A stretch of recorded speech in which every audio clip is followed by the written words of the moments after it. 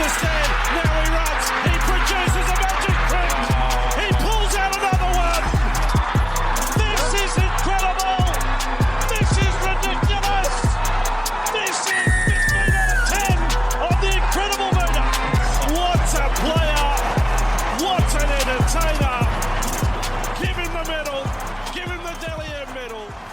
Hello, footy fans, and welcome back to the Chip and Chase podcast. We're here on this lovely Monday afternoon, this one. A bit of a late recording, had some stuff to do today, but we're here to do our Round 8 review of the NRL Telstra Premiership season.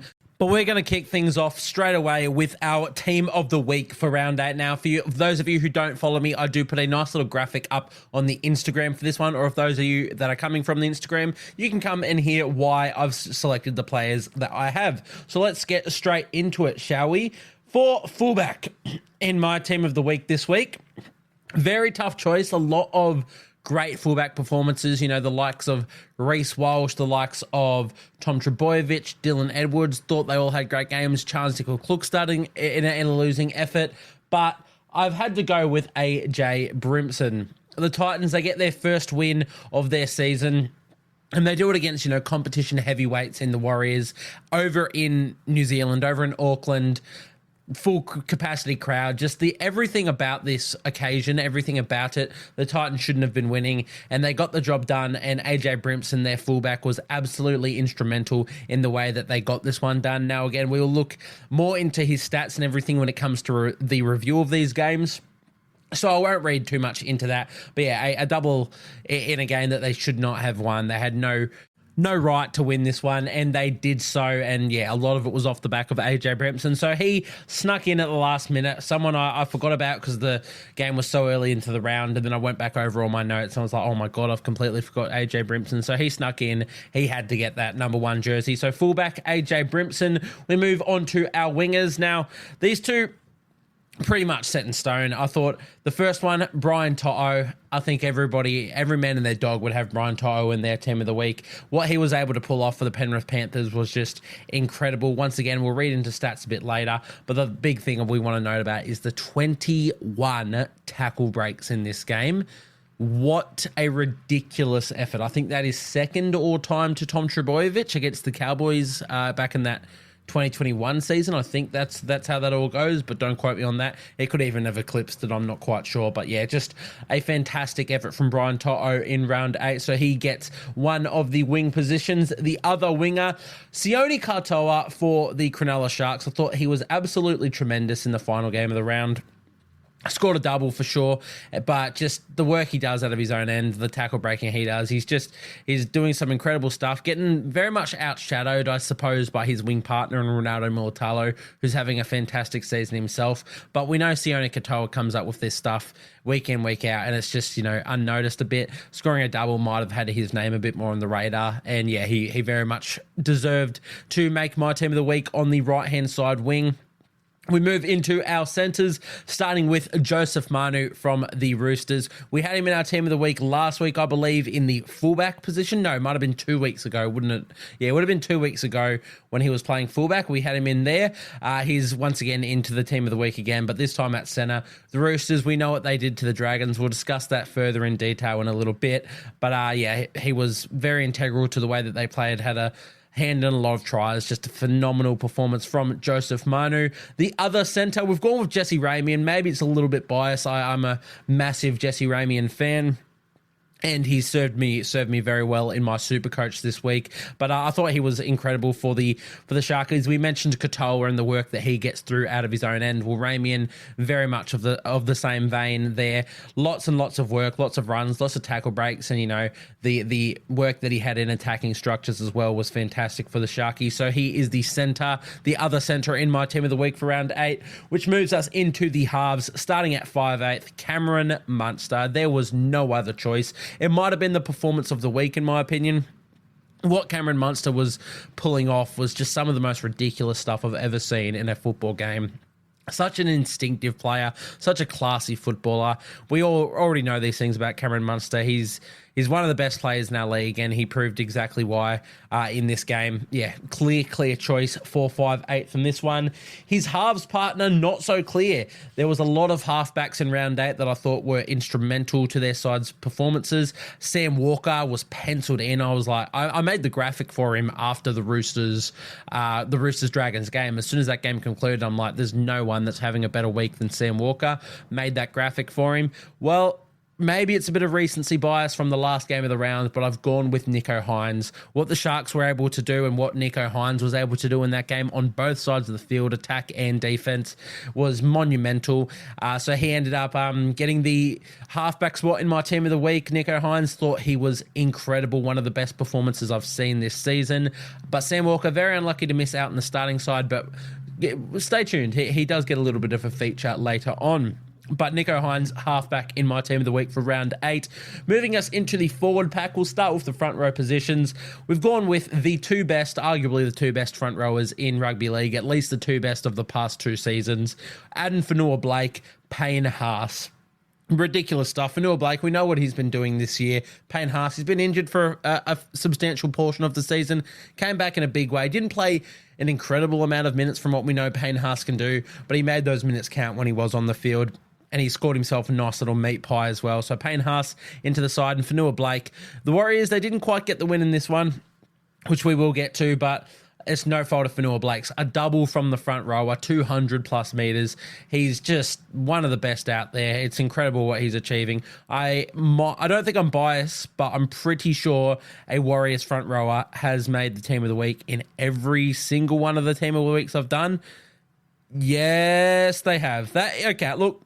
It looks a bit suspect, I will admit that, but I have gone from when I started this in round 3, I've gone Mitch Barnett, then round 4, Mitch Barnett, then round 5, Addin Fonua-Blake, then round 6, Mitch Barnett, then round 7, Addin Fonua-Blake, then round 8, Addin Fonua-Blake. Sorry, look, it's a little trend, but I think anybody who watches the games knows that those two players have been incredible. And yeah, Addin Fonua-Blake in this round in particular was the best front rower by a country margin.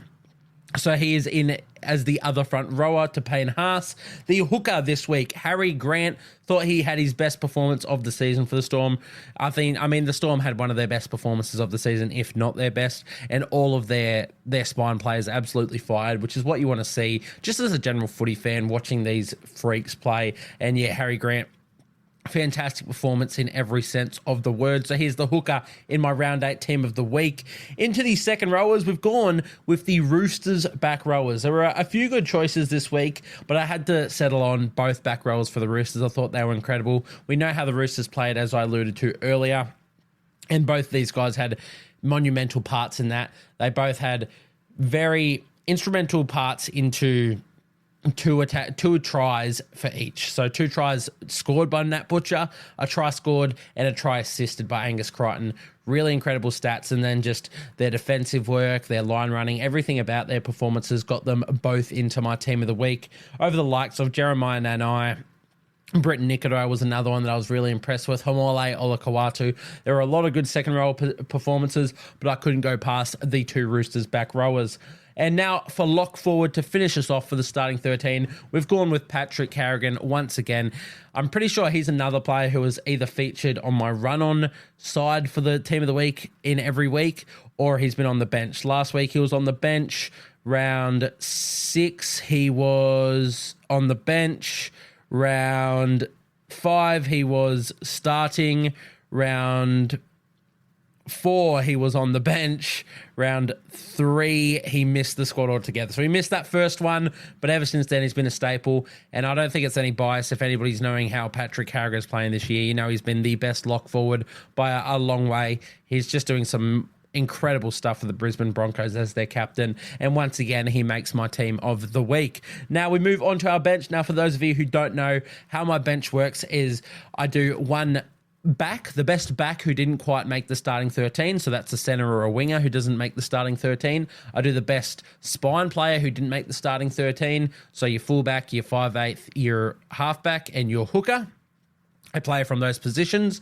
Your best forward who didn't make the starting 13, so your front rowers, your second rowers, or your locks who didn't make it, and the best bench player of the round. which speaks for itself. So in the form of the best back, so number 14 on my bench is Ruben Garrick. So very close to the starting side. I actually had him in there until I remembered how good Joey Manu was. Ruben Garrick, thought he was instrumental for how Manly played. It's unfortunate that no Manly players made my starting side with the comeback that they had. But Ruben Garrick gets himself a nice little spot on my bench for this week. Of course, Sam Walker, who we mentioned in the halfback jersey earlier, didn't make the starting side, but I could not leave him off my bench. He was one of the best performers of the week in general. So it would have been a crime to have him miss the side. So he was the best spine player of the week that wasn't named Nico Hines. Realistically, in my best forward position, I've gone with Jeremiah Nanai. Cowboys in a losing effort. Sure, I thought Nanai was excellent. I've been a bit critical of him in the last couple of weeks. This week, he was absolutely instrumental into their performance. Cowboys very close to get the win. Didn't quite get it done, but it's no fault of Jeremiah Nanai's own. He was incredible. And lastly, the best bench player of the week, I had to go with David Fifita. He's being named to start, but of course is being brought off the bench. So it's a bit unfortunate. If he was starting, he would have made the starting side regardless. He was incredible for the Titans in their win over the Warriors. But hey, it's almost a credit to him because the fact he's being brought off the bench means he's almost a lock for my team of the week every single week. So number 17 is David Fifita, and that is our team of the week. Once again, if you don't follow me on the Instagram, please go and do so. That is at Chip and Chase Podcast on the Instagram. You can see the graphic I whip up for this one each and every week. Pretty happy with how it all looks, and I'd love for you guys to show it some love. For those of you who have come from the graphic, thank you guys for tuning in. I hope you guys agree with the selections I've made, and if you don't, please comment down on the comment down on the post or send me a DM. Let me know who you think should have made the team. I'm happy for a nice civil discussion and just to chat some more footy. Any excuse to chat footy, I'm all for. But that one will wrap us up for our team of the week, which means let's get straight into the review of round 8, starting with our Thursday game, our early Thursday game, our Anzac Day game between the New Zealand Warriors and the Gold Coast Titans. As a Warriors fan, very disappointed in this performance. Of course, we went down at 24-27. Titans getting their first win of the season. We'll start with the Warriors because I'm disappointed in them. But I want to give a massive congratulations to the Titans. It's so good for them to, as we said it just in the Team of the Week chat, they had no right to win this game with all the circumstances going into it, being a team that hadn't won a game up against a premiership threat. In New Zealand, they fought hard to get this game to New Zealand so they could put on the Anzac Day celebrations, coming off a defeat where they are looking to bounce back. Everything was against the Titans, but they let none of that get to them. They showed up and played their best footy of the year. So determined, so gritty in defense. Yeah, sure, there's 24 points scored against them. Could have been more. There was a few decisions which we'll get to, which I wasn't happy with. But in no way is that a problem with what the Titans produced. They were so gritty, so determined, and I was so happy for them to get the win. I've been waiting for them to get a win. They've been edging closer and closer each and every week. It's just a shame they had to do it against my Warriors, but Titans are my second team, and for you Titans fan, that's just so awesome for you guys. No, I could not be happier for you guys. But we will start with a bit of talk about the Warriors. Now, look, I don't think they were awful, which is weird. We've lost 2 games in a row now to Dragons and Titans, 2 teams essentially favourites for near the wooden spoon. I mean, Dragons were favourites leading into the season and Titans are favourites at this current moment, I believe. So, yeah, two favourites for the wooden spoon essentially, and we've gone down twice, 2 in 2 weeks to them. And I'm disappointed, obviously, especially in this one. The Dragons game, you have off nights, that's fine. This one's a bit different. We just said that the Titans had no right winning the game or being in the game, let alone winning it. So the fact that they did is it's really concerning. The Warriors had every reason to win this game and to win it well, and they didn't. They failed to do that, and that's a big concern. But in terms of how they played, it's not necessarily a bad performance. Their problem at the moment is their defense. I think we start really strong in attack, and we know we can score points in attack despite the fact that teams are figuring out our attacking structures and how to shut them down, like the Titans did this week and like the Dragons did to the Warriors last week. there's still so many points available in this Warriors side. And they started really well. And they scored in the 3rd minute through Chance in his 100th game. Then the 6th minute through Aden Fanua-Blake. That's within, 6 minutes, we're up 12-0 or something. I'm pretty sure Sean slotted both those goals. And you're thinking, yep, it's going to be a bloodbath, as everyone expected. But the Titans did so well to claw their way back into this game. And it's all off the back of, I think the Warriors, there's a bit of concern that in their last few weeks, they start so well, and then I think must be just slacking off. They think it's going to come to us easy, and that's really concerning, because from that point on, Titans went trying the 13th minute to AJ Brimson, then the 30th to Tanner Boyd, then the 36th to David Fafita, and they go into the break ahead, and you're going, okay, look, it's not too bad. Tanner Boyd also slogged a field goal before halftime, so there would have been a 19 would have been. Sorry, I'm glad I can count. 19 to 12 halftime deficit. And you're sitting there as a Warriors fan, look, I believe in the side. They're going to bring this back. Then 2 minutes into the second half, Alofiana Khan Pereira scores, and you go, oh my God. And yeah, sure, Warriors from then on, they made a little bit of a comeback. 57th minute, they scored, then 62nd minute, and they brought it really close. But you can't be letting that many tries in. It's ridiculous. And, the last try from the Warriors scored by Rocco Berry in the 62nd minute. That means the Titans went the next essentially 18 minutes defending, and they were defending the entire time. The Warriors had the fair share of the ball. They had so much possession. They were making lots and lots of meters. They had that field position. They just couldn't convert.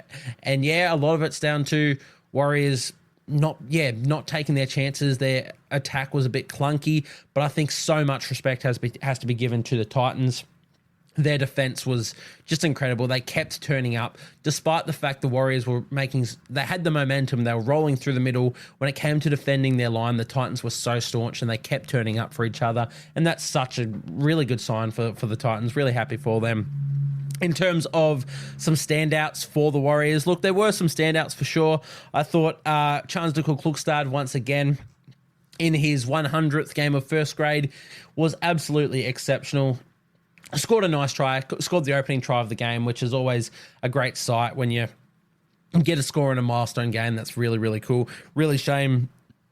That's another reason, by the way, like the Warriors should have won. They should have got up for Chan's 100th. Like there was, as I said, so every reason the Warriors win this game, and they didn't. And that's such a testament to the Titans. But yeah, again, Chan's fantastic. But beyond that try, he's still done his usual 26 runs, 289 running meters.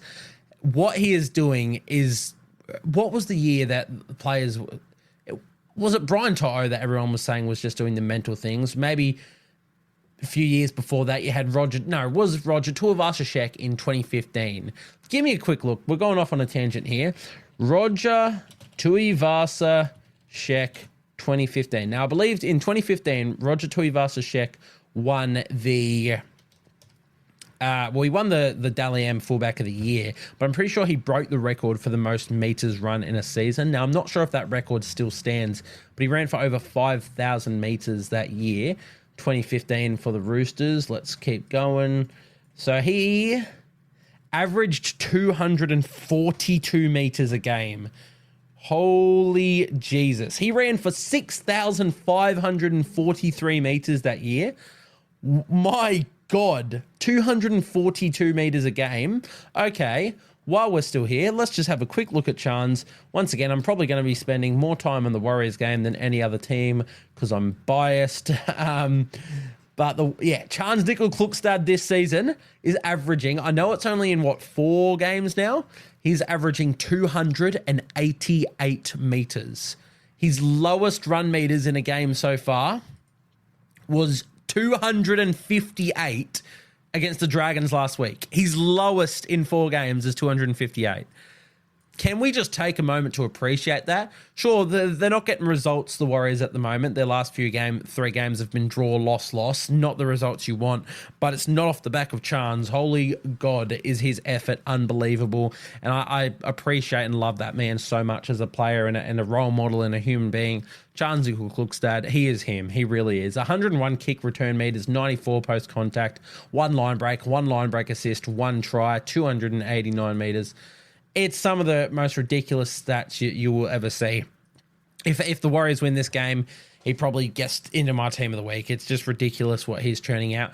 And once again, I think it's neglected just because he's not named Roger Tuivasa-Sheck and because he's not playing for a Sydney club, because he's playing over in New Zealand. These stats are really neglected. A few weeks ago when Joey Manu, he broke the record and then the NRL revamped their stats and he didn't break the record, I'm pretty sure that same week, Charles Nickel-Klugstad ran for like 3 meters less than him. And all you heard the entire week was, oh my God, Joey Manu, Joey Manu, Joey Manu. Chance ran for the same amount of meters and nothing said. It's ridiculous what he's doing. And I have so much respect for Charles Nickel-Klugstad. He's doing some incredible things. Moving on to some other standouts. We mentioned, of course, Adam Fanua-Blake in our team of the week. It's been a problem with the Warriors as of late is their bench. I think what they're missing or where they start to go wrong is when they sub off Adam and they sub off Mitch Barnett. We really lose the middle. I think what they're missing at the moment is they are missing Marata Niokore, Bunty Afoa, Jazz Tavanga, some really integral parts of their bench. We've been missing Dylan Walker this entire season pretty much until this week. Really key components of their bench, and it's quite noticeable when you watch Warriors games how much they miss them, because as soon as these players, these two guns, your Fanua-Blake and your Barnett sub off, the other teams are getting a bit of a roll on during that period and they aren't being able to stem the blood flow. And that was noticeable again in this one. The Warriors, as soon as they took Adam Fanua-Blake off, they essentially were like, shit, we need him back out there. So he played the first 27 minutes and then, we know what happened when he was off the field. The Titans scored 3 tries in the time he was off the field. Yes, 1, 2, 3. Yeah, they scored 3 tries in the time he was off the field. It's pretty noticeable, that sort of stuff. So once again, the Warriors they went straight back to their bench and then they're like, get him back out there. So he played 61 minutes, pretty darn big minutes for a front rower. 2 tries, 217 meters from 20 runs, 98 post-contact meters, 2 line breaks, 4 tackle breaks, and in defense, he was very good once again. Whereas his defensive stats, he had 27 tackles as well in the time he was on the field. He is the best front rower so far this year. Of course, Payne Haas has been injured for a lot of it, and James Fisher-Harris has also been in and out with injury and then been eased back through. The two mainstays for the title of best front rower in the league. Fanua-Blake, he's continued on from where he left off last year. He's putting in incredible performances. I'd argue he's playing better this year than he was last year. It's just mental what he's doing. Mitch Barnett, once again, we mention him each and every week. He's not quite getting to Adam Fanua-Blake numbers in like attacking stats in run meters, though he's not far off. 18 runs for 195 in this one, 110 post-contact meters. Mental stats from Mitch Barnett. So impressed with him. But what he's doing in defense this season is just monumental. Beyond the impact that he brings with a big hit or just a clutch tackle to swing momentum, he's always chasing back. His effort areas are incredible. You look at stats and you see 4 missed tackles. And don't get me wrong, like the missed tackles in this one were a big concern from the Warriors, but I think a lot of that goes down to the Titans were playing incredible and the Warriors were fatigued. Like the fact that you had to play Barnett and Fanua-Blake really big minutes in this one, there's going to be fatigues in there. But we'll look at the missed tackles across the board from the Warriors. We had 4 missed tackles from Chance, 2 from Rocco, 2 from Tuivasa-Sheck, 1 from Montoya, 4 from Tamare Martin, 7 from Sean Johnson, 4 from Fanua-Blake, 6 from Wade Egan, 4 from Barnett, 3 from Ford, 2 from Laban, 3 from Walker off the bench, and 1 from Arley off the bench. It is not good enough. The only players to not miss tackles were Watene-Zelezniak, who only made 3, and of course the GOAT, Tohu Harris, made 38 tackles without missing one in his 62 minutes on the field. He's, we say the same players each and every week for the Warriors. And they continue to stand up again. You Tohu Harris, you Mitch Barnett, you Adam Fanua-Blake. As I said, the big thing is when those players are off the field, how they respond. And it's been a bit of a struggle for the Warriors. I thought Dylan Walker was really good in his return from injury. I liked his impact on the field. I really liked Zion Ma'u, who made his NRL debut, and congratulations to him. Really loved his impact. Very stock standard from what I've seen of New Zealand front rowers making their debuts, or young New Zealand front rowers making their debuts for the Warriors. I think back to Albert Vete, Sam Lasone, Bunty Afoa, Zion Ma'u. It's just, you want to make your impact, and I love that. So when they come on, it's just off the back fence, run as hard as you can. But Zion only played 13 minutes in his debut and had 7 runs for 77 metres and had 39 post-contact metres. He was really, really good in his debut. Again, only 13 minutes. Would love to see him get some more game time, and we'll see how he progresses. Thought he was really good. Sean Johnson, better this game than he was last game, but in my opinion, that was. But still, there's things that are missing. I think they really do just need to come up with like a plan B for when their attack is stunted, like the Titans did. But I think the big thing for the Warriors this week was just defense was the massive part. Way too many missed tackles. But we won't shed too much light more on the Warriors. Again, I thought Wade Egan was good in his opportunities. Dale Martinez-Lesniak was all right in his. Made lots of meters once again. But I want to put a bit more time into the Titans. They were the winners of this game, so let's talk about them. AJ Brimson, who we, of course, put into our team of the week. 2 tries in his effort in this game. 14 runs, 186 metres from AJ Brimson. Just everything you need of a fullback. He scored his first in support play, I believe it was, of Alofiana Khan Pereira down the left wing. Backing up in the middle as any good fullback should. Love that from AJ. And his second is just through pure effort. He's just... Look, I think we have to settle this whole thing about the Titans fullback. He has to be their fullback. He can't be moved from that position. And it sucks because Jaden Campbell, love him as a player. I think he's only a fullback as well. He just can't be moved from that position, and he's great at what he does. And I'd love to see him carve out a career at the Titans because... You know, the Campbell name is almost synonymous with the Titans' inception. I think I might have said Cowboys before. I meant Titans. But yeah, the Campbell name is quite synonymous with the Titans, of course. Preston finishing his career there and being a massive part of the club's history. I'd love Jaden to stay there and carve out a great future and be a one-club player, because there's not too many Titans players you think of as foundation players, or when you think of legends of the club. I'd love that to be a Jaden Campbell, but you can't move AJ Brimson from that position, and AJ's already shown his commitment to this club and his love for this club. He's definitely going to be a Titans legend, and you can't stuff him around and let him move on to another club. So I don't know what the Titans do there. Obviously, there's people there that don't know what to do either. They've been struggling to fit these 2 players in for a number of years. But AJ Brimson, he's too good to move there, and this game certainly showed as to why. As I said, the double, the meters, the line breaks, the tackle breaks. It was really good in defense as well. I thought AJ Brimson, I really liked his covering defense. Brimson, yeah, just so good.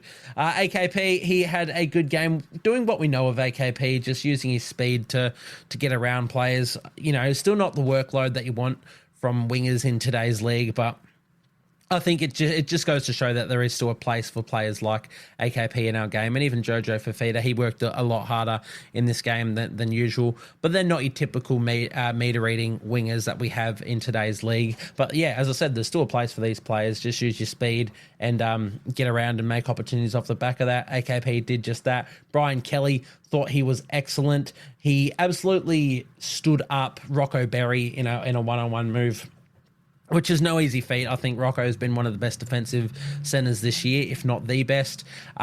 Poor miss from him, but I think a lot of that has to go, again, down to what Brian Kelly produced. He's got so much individual brilliance. Brian Kelly has some off nights, has some errors in his game, but when he's on, he's one of the best centres in our league. Another player that flies under the radar. So Brian Kelly, thought he was absolutely exceptional. His stats read as 18 runs, 143 metres, 2 line break assists, 1 try assist, a few tackle breaks as well. And I thought he was quite decent in defence. On the top of that, beyond that, for the Titans, Tanner Boyd, I am loving his redemption arc, to be honest. You know, I called for it. I think everybody called for it for the first few rounds that he had to be dropped. His performances weren't up to par, in my opinion. But ever since he's been brought back into the league, the last 2 games, he has been exceptional. Listed at 5'8" in this one. Didn't really play like it, of course, still doing the majority of the kicking. 771 kick meters from Tanner Boyd in this game. I don't know if it's just maybe the number on his back feels like it's easing pressure. Like you go and say, oh, we're naming you at 5'8", but he's going to do his usual thing, Tanner Boyd, and he's going to kick and kick incredibly well and just do everything else that you need of him. But I wouldn't exactly say he's been playing as a 5'8", but I don't think the jersey number changes how good he was in this game. He scored a nice little try. He had 11 points because he had that field goal, had the conversions, had that try. Just really good. As I said, the kick meters were insane as well, and they're a big reason why the Warriors were always trapped working it out of their own end. The Warriors made good meters coming out of their own end, but that's not off the back of Tanner Boyd. He's doing the best he can. That's when the forwards have to step up. In terms of their forward pack, we have to go straight to Jamin Jolliffe once again. He is playing some bloody good football as he's for all the players to step up since Tino's injury. I didn't think it was going to be Jamin Jolliffe to shoulder that workload, but he well and truly has 16 runs, 162 metres in 60 minutes as well from Jamin Jolliffe. Just incredible things. He made 42 tackles without a miss as well. That is incredible stuff. Jamin Jolliffe, he's an absolutely unsung hero of this Titans team, of the NRL in general. Definitely one of the most underrated players in the NRL, and I absolutely adore the work he does. Love him as a footballer. David Fifita, we talked about his efforts from the bench were incredible. I'd just like to see him starting and just playing the 80-minute role, but at the moment, look, it's worked for this game. I assume Des Hasler will continue to do this for a little bit longer. But yeah, another try from Dave Fifita in his 61 minutes of play, 19 runs, 134 metres, one line break assist, one try assist, 9 tackle breaks, and he made 29 tackles without a miss as well.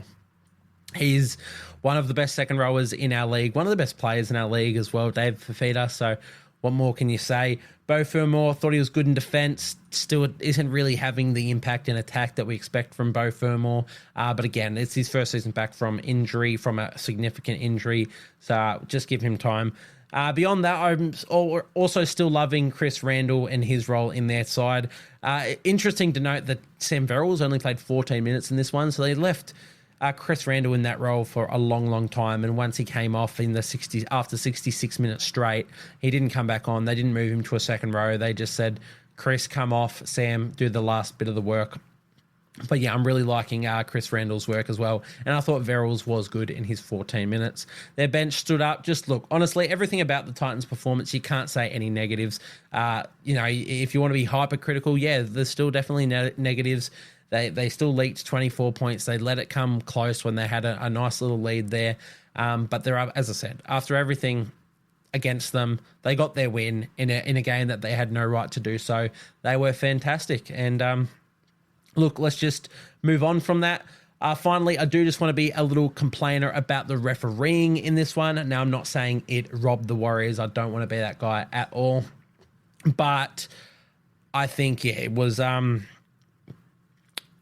quite not the best refereeing for sure. And you guys know me, I don't like to comment on the refereeing in any games, but I wrote down a few ones that really stood out to me.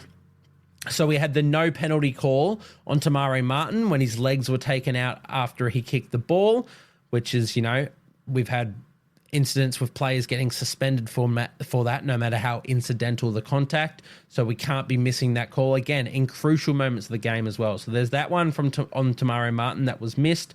Then we had the no penalty call on Anfanua Blake in the dying minutes when he's tackled without the ball. Not just tackled, absolutely hammered without the ball when the Warriors are trying to get back into the game. And there's no call on that. We had no penalty call on when Dave Fifita sticked out his leg and tripped Dallin Watene-Zelezniak, tripping very taken pretty seriously by the NRL. So again, no penalty call on that. And then there was the Wade Egan knock-on call, which was led to a try to, I think it was Roger Tuivasa-Sheck, and then they took that back when they called it a knock-on from Wade Egan when, again, It wasn't a knock on it. The ball never left his hand at all. The ref was there to see it. The ref called it a try. Then the bunker comes in and just calls it back on a... How the bunker can make incorrect calls is beyond me. You've got all this angle. It's fair enough if the ref puts it up as a no try or a try and you don't have enough evidence and you have to support the on-field decision, or it's a bit less clear-cut. But the referee was fine with this and was there to see it, and the bunker stepped in and got the call completely wrong. So just a lot of negatives in the refereeing department, which is a shame. Again, I'm not saying this is this is a robbery of any sorts. The Warriors shouldn't have been conceding 27 points in the first place, but I just want us to start getting these calls right and be consistent with them, because it's just not fair. It's just not good enough from the best league in the world. And I don't want to see these sort of results deciding games when it comes to the big times. But again, that takes nothing away from the Titans. I thought they were excellent. I've spent way too long on this game, so we will try and get straight into our next game between the St. George Illawarra Dragons and the Sydney Roosters. The Roosters, of course, winning this one 60-18. What can you say? A really clinical game from the Roosters, proving once again why they are still premiership threats. Quite a disappointing result for the Dragons, or definitely a disappointing result, especially on Anzac Day. This is a game we talked about, one of the games that we look forward to most in the year. I said it beforehand, no matter where these teams are on the ladder, they always get up for this one, and it's always a good clash. Well, it didn't turn out that way in the slightest, did it? 60 points to 18 is a bit of a ridiculous scoreline. Definitely got away from the Dragons there. But yeah, what can you do really? We'll just, I'm sure Shane Flanagan's going to be quite a disappointed little coach after that one. And I'm sure all Dragons fans are disappointed after that one. But the Roosters, they were insane. They were very, very clinical, led by Sam Walker in one of the games of the year from him. He was incredible. But we will start with the Dragons. We'll look into, their standout players first. Look, we will be honest, it might be a bit shorter here. There weren't too many standout players, and Dragons fans, I'm sure you're the first to admit that. For them, I thought Tyrell Sloan was fine. I think, I think at the moment we have to give Tyrell Sloan a lot of credit for being just good. We don't need to, he's not the superstar that we know he can be yet, but after the tough couple of seasons he's had, his performances and his consistency nowadays has to be commended. So I want to do that. I think Tyrell Sloan has been really good this year. Besides 1 or 2 games, he's been incredible. And yeah, another just solid game at the back there for the Dragons, doing his job, and I really liked that. Moses Sully was unfortunately knocked out in the very first run of the game in this one. Jared Warrior-Hargraves raised forearm, whatnot, wasn't cited for it. I don't think it was that bad. I actually think that Moses Sully was sort of jolted into the wrong position, jolted into the tackle, but I think it was Jaden Sewer who came in to make a tackle and, hit his own player, which pushed Sully essentially into the arm of Jared and knocked him out. Very ugly KO on the field. We never want to see that happen in our game, but I'm not of the opinion that it was necessarily Jared's fault. I know Jared does have a bit of a problem with raising the forearms, and they probably shouldn't have been that high in the first place, but I don't think it was like a deliberate raised forearm, and I don't think it was necessarily his fault for it all happening. It's just an unfortunate incident, but really set the tone early when you're having to then move. It was Tom Eisenhuth, I think they moved out to the centres there. I can't recall. I think it was Eisenhuth that they moved out to the centres, which is, again, really tough, because Eisenhuth has been really integral to their defence in the middle and their just plays at lock. I think Eisenhuth has been an unsung hero for the Dragons this year. So, that sort of stuff, it always stuffs your team around, but it's definitely not an excuse for the Dragons to concede 60 points. I don't think Moses Sully being out there and Tom Eisenhuth playing in the middle was really going to make the difference in this one. But yeah, definitely an unfortunate case for the Dragons there.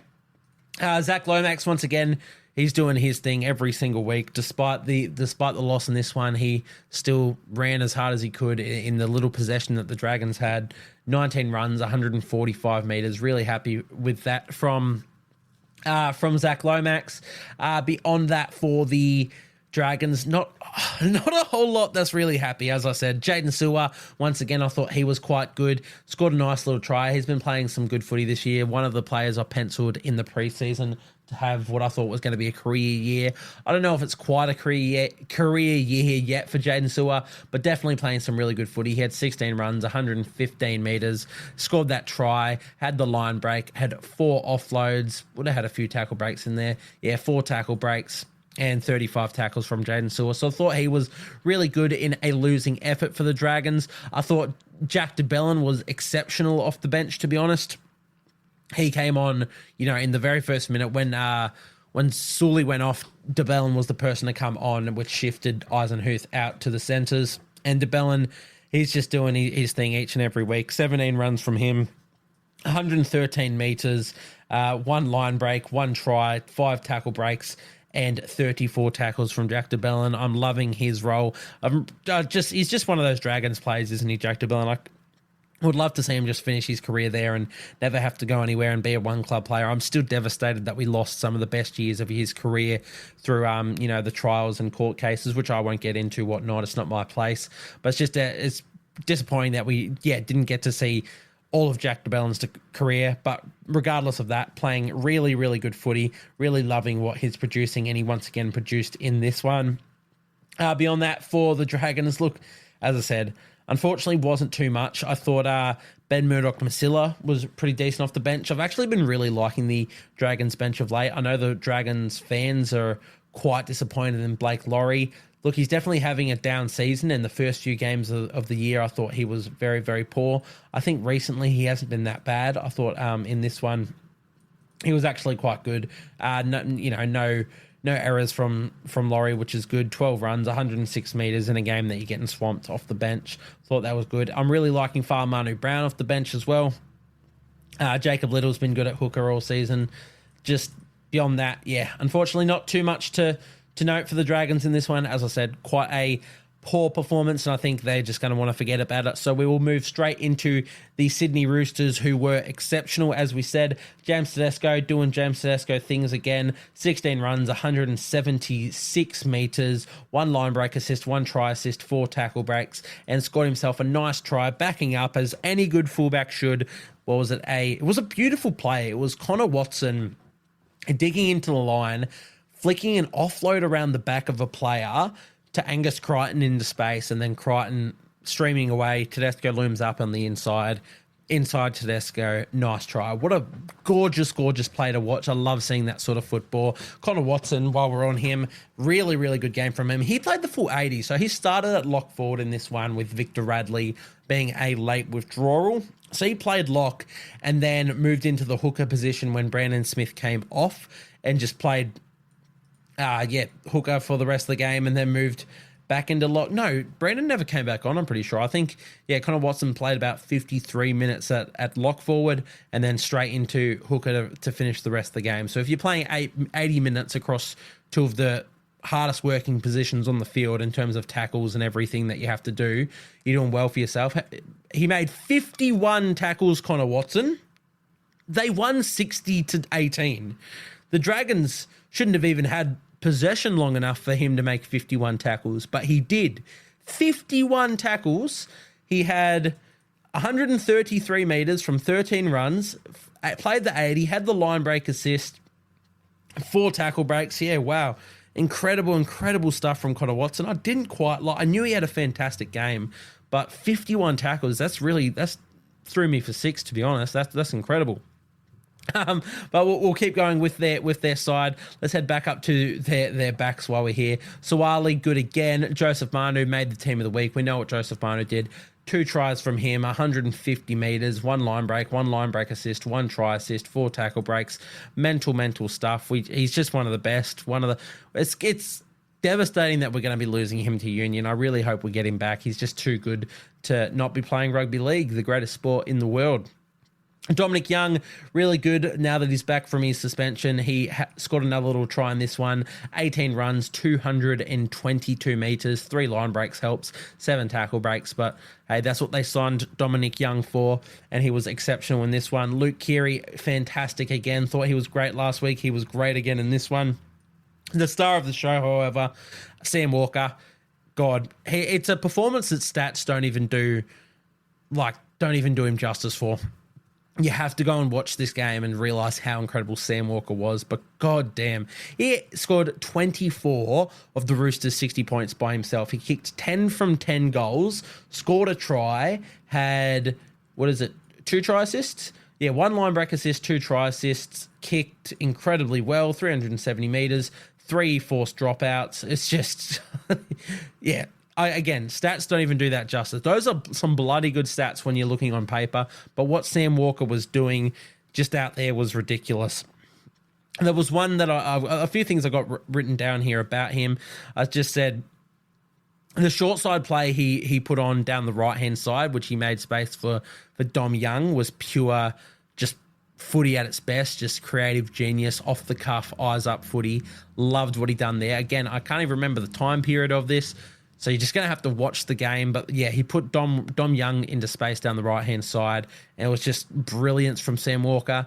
Then he had just the instinctive play to chip over the top for Joey Manu for a try after Nat Butcher made the break through the middle. So it would have been, can't remember what tackle it was, but you're not really, after a break, you're just looking to spread. Sam Walker takes it from like dummy half or something and just chips it over the top when the fullback's not there, because the fullback had to make the tackle on Butcher.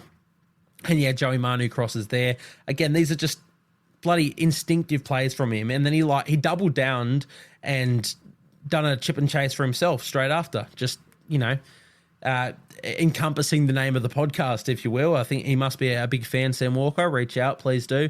But yeah, just what can you say? Again, stats do not do it justice. Go and watch it. It was a masterful performance. Just an incredible game, incredible player. Sam Walker, take a bow.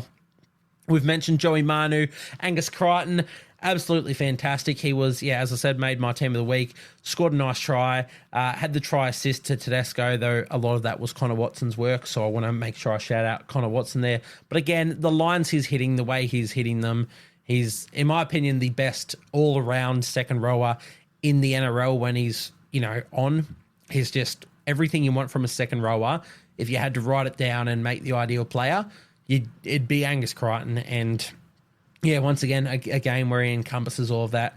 14 runs, 116 metres, 1 line break, 1 try assist, 1 try, 6 tackle breaks, and 35 tackles from Angus Crichton. Incredible game. His second row partner, another man who made my team of the week.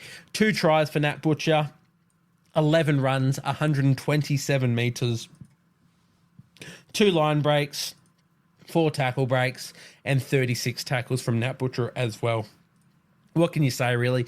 This entire Roosters team, you've got to shout out everyone that was out there, to be honest. They were just so good. And, they're really flexing their premiership muscle. It's been a bit of a hotly contested thing, just topic of debate, if you will, about Luke Keary and Sam Walker as a halves pairing. Well, they just came out as a halves pairing and put 60 on the Dragons. This the way they're going to keep playing, and it's terrifying and exciting things for the NRL.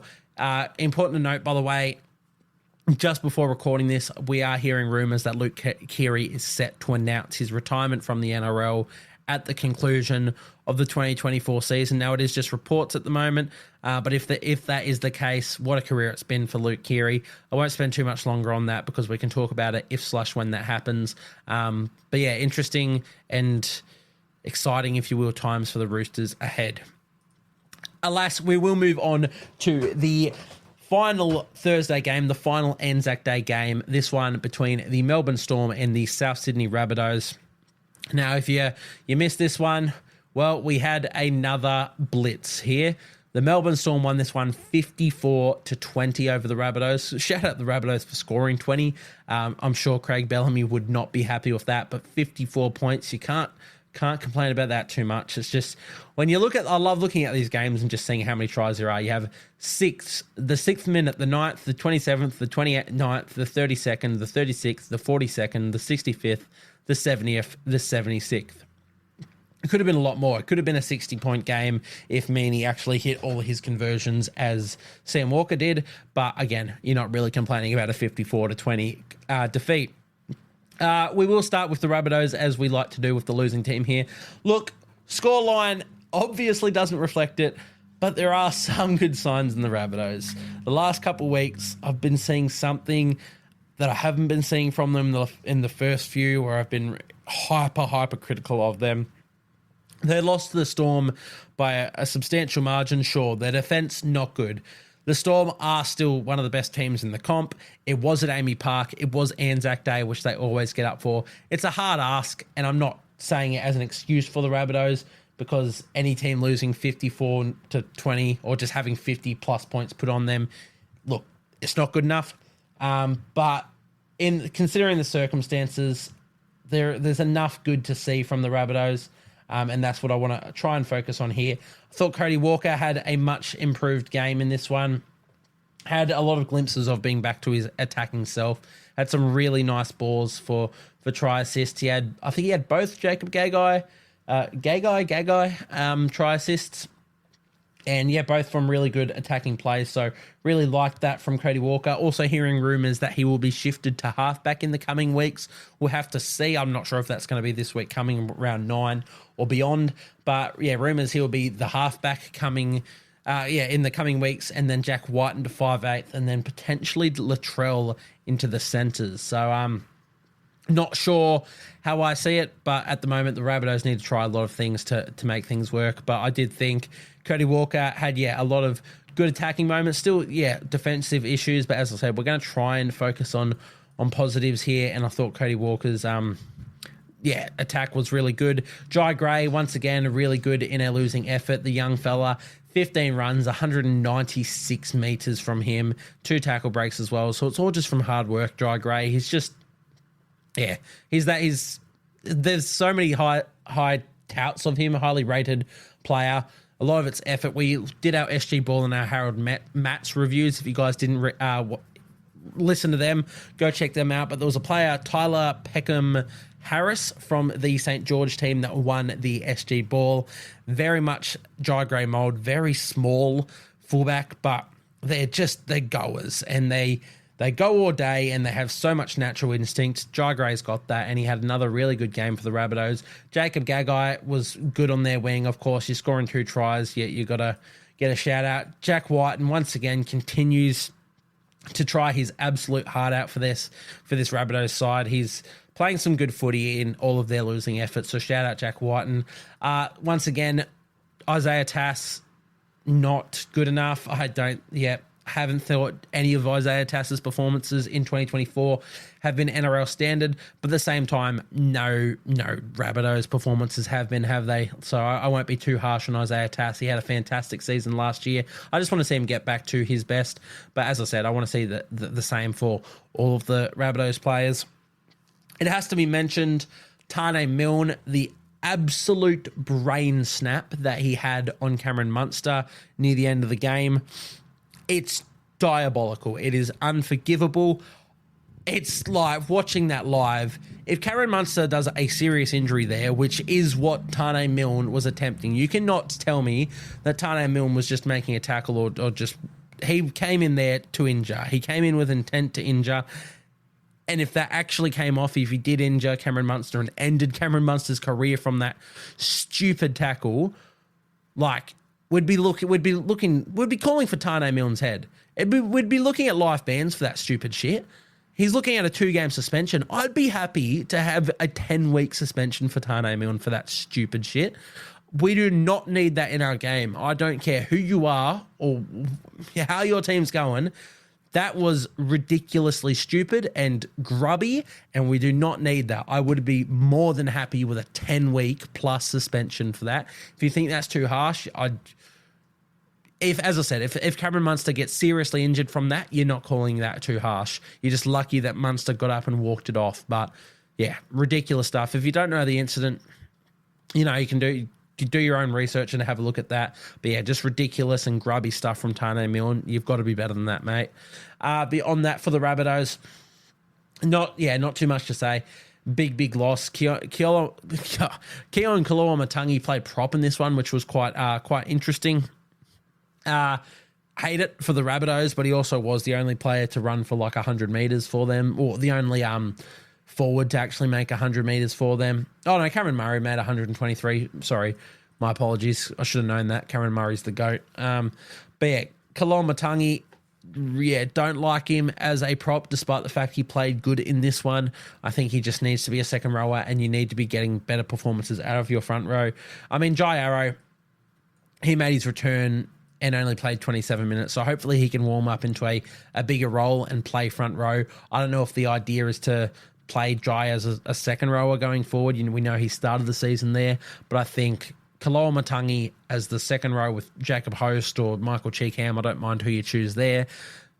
Jai Arrow into your front row. You know what you'll get from Jai Arrow, and it'll be consistent, aggressive, good performances. Again, only just back from injury, so I'm not criticising Jai Arrow, and I'm not criticising Kalamatangi at prop. As I said, he had a really good go. He had a good fist of it. But hopefully we can see some more Jai Arrow in the future. At front row, I think is going to be his position while Tavita Totola's out. I think that's his best position. I think it's the best thing for the Rabbitohs side. You're just going to want players like Jai Arrow out there for as long as you can. Cameron Murray, fantastic game for him. We know he's always putting in a 9 out of 10 performance no matter what the Rabbitohs are dishing up, but he scored a nice little try. He ran the board 19 times in only 62 minutes on the field as well. 123 metres from Murray. What can you say? Would have made 100 tackles as well. There you go, 40 tackles from Cameron Murray as well. We know he's going to give, 100% no matter what happens. So, got to shout him out. I actually liked Michael Cheekham at second row. He played the full 80. I thought he was actually quite decent. I've always been a bit of a Cheekham fan. I think he's really had a bit of ability about him. I was shocked when he came to the Rabbitohs and was sort of a bit of a in and out of first grade, especially the last couple of years. I think he definitely can bring that, and I like the fact that he played 80 at second row in this one. I'm not sure what they do going forward, but I thought he was good in this one. But honestly, not too much to note for the Rabbitohs, so we'll move on to the Storm and try and get through the rest of their team, because there's a lot to say here. Ryan Pappenhausen, superb. As I said, their entire spine was superb. I'm literally just going to go down the team list and just shout out all the players that I think need a mention. But Ryan Pappenhausen, he scored another double in this one. He loves a good try, Ryan Pappenhausen, no stranger to a meat pie. 16 runs from him, 108 metres, 2 line breaks, 2 tackle breaks, and just doing what you need from Ryan Pappenhausen. He's a gun. His speed is going to create opportunities, and off the back of this spine, there's so much attacking flair. So great game from Ryan Pappenhausen. Will Warbrick, an improved game. I think he's been pretty underwhelming this season, if you will. Thought he played a lot better in this one. He had 15 runs for 152 metres, which is the workload that you want to be seeing from him. Scored a nice try, which is always good. Still had a couple errors in his game, which we do want to see him get rid of, but they won 54-20, so you can't be too critical. Hopefully he can just continue to improve and get rid of those errors in his game, because last season he was fantastic. Hopefully he can just keep progressing back to that form and beyond that, because I think he's got so much ability, Will Warbrick. But solid game from him nonetheless. I thought that both of their centres were really good. Nick Meaney pulled off a really nice move on the right-hand side. Can't remember who scored off it. Did they go, was it the Will Warbrick try, or did he link back inside?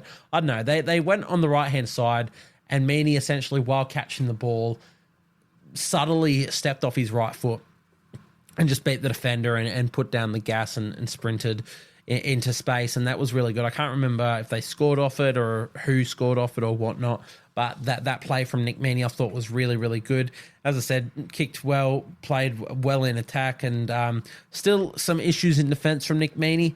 Hopefully we can see them ironed out, but once again, they won the game. I'm not going to be too critical, but Nick Meaney, thought he had some good moments. Xavier Coates, 3 tries in 34 minutes. He was very well on track to being in my team of the week. You can't score 3 tries in 34 minutes and not make the team of the week. But unfortunately for him, the 34 minutes is all that he played. He came off with, it was either a calf injury or a hamstring injury, I believe. Reports have suggested it's not too severe. They're hoping he can play this week. If not, he'll be the week after. They even said, if they needed to, they might have even put him back out in that second half. But obviously with the scoreline, the Storm did not need to. They didn't need to risk him. But 3 tries from him. A lot of them off Cameron Munster brilliance, which you expect, but it's on him to ice those moments, and he does that. He's one of the best finishers in our game, coming up with some really big moments this year as Xavier Coates, so shout out to him. Cameron Munster, my man, my tip for player of the round, one of the best performances of the season, in my opinion. He's just the best, and we know that he's one of the best in the game. He's the best 5'8" without question. And, yeah, God, the stuff he was doing was ridiculous. He's the definition of a footballer, in my opinion. Just plays eyes up, can play into a system, can play off the cuff, he has everything in his game, Cameron Munster. People still forget that this, in my opinion, his best position's fullback. He was Billy Slater's replacement. 2016, he was playing fullback in the grand final for the Storm when they lost to the Sharkies. That he was very close to being winning a chip at fullback. He's playing 5'8" and well and truly is the best 5'8" in our comp. But I think it's just because he's a footballer. You could put him at any position in this side, and I don't think the Storm get worse, to be honest. But, ridiculous stuff from him. Another performance that doesn't stand out in the stats. You just need to watch the game to see what he was able to achieve.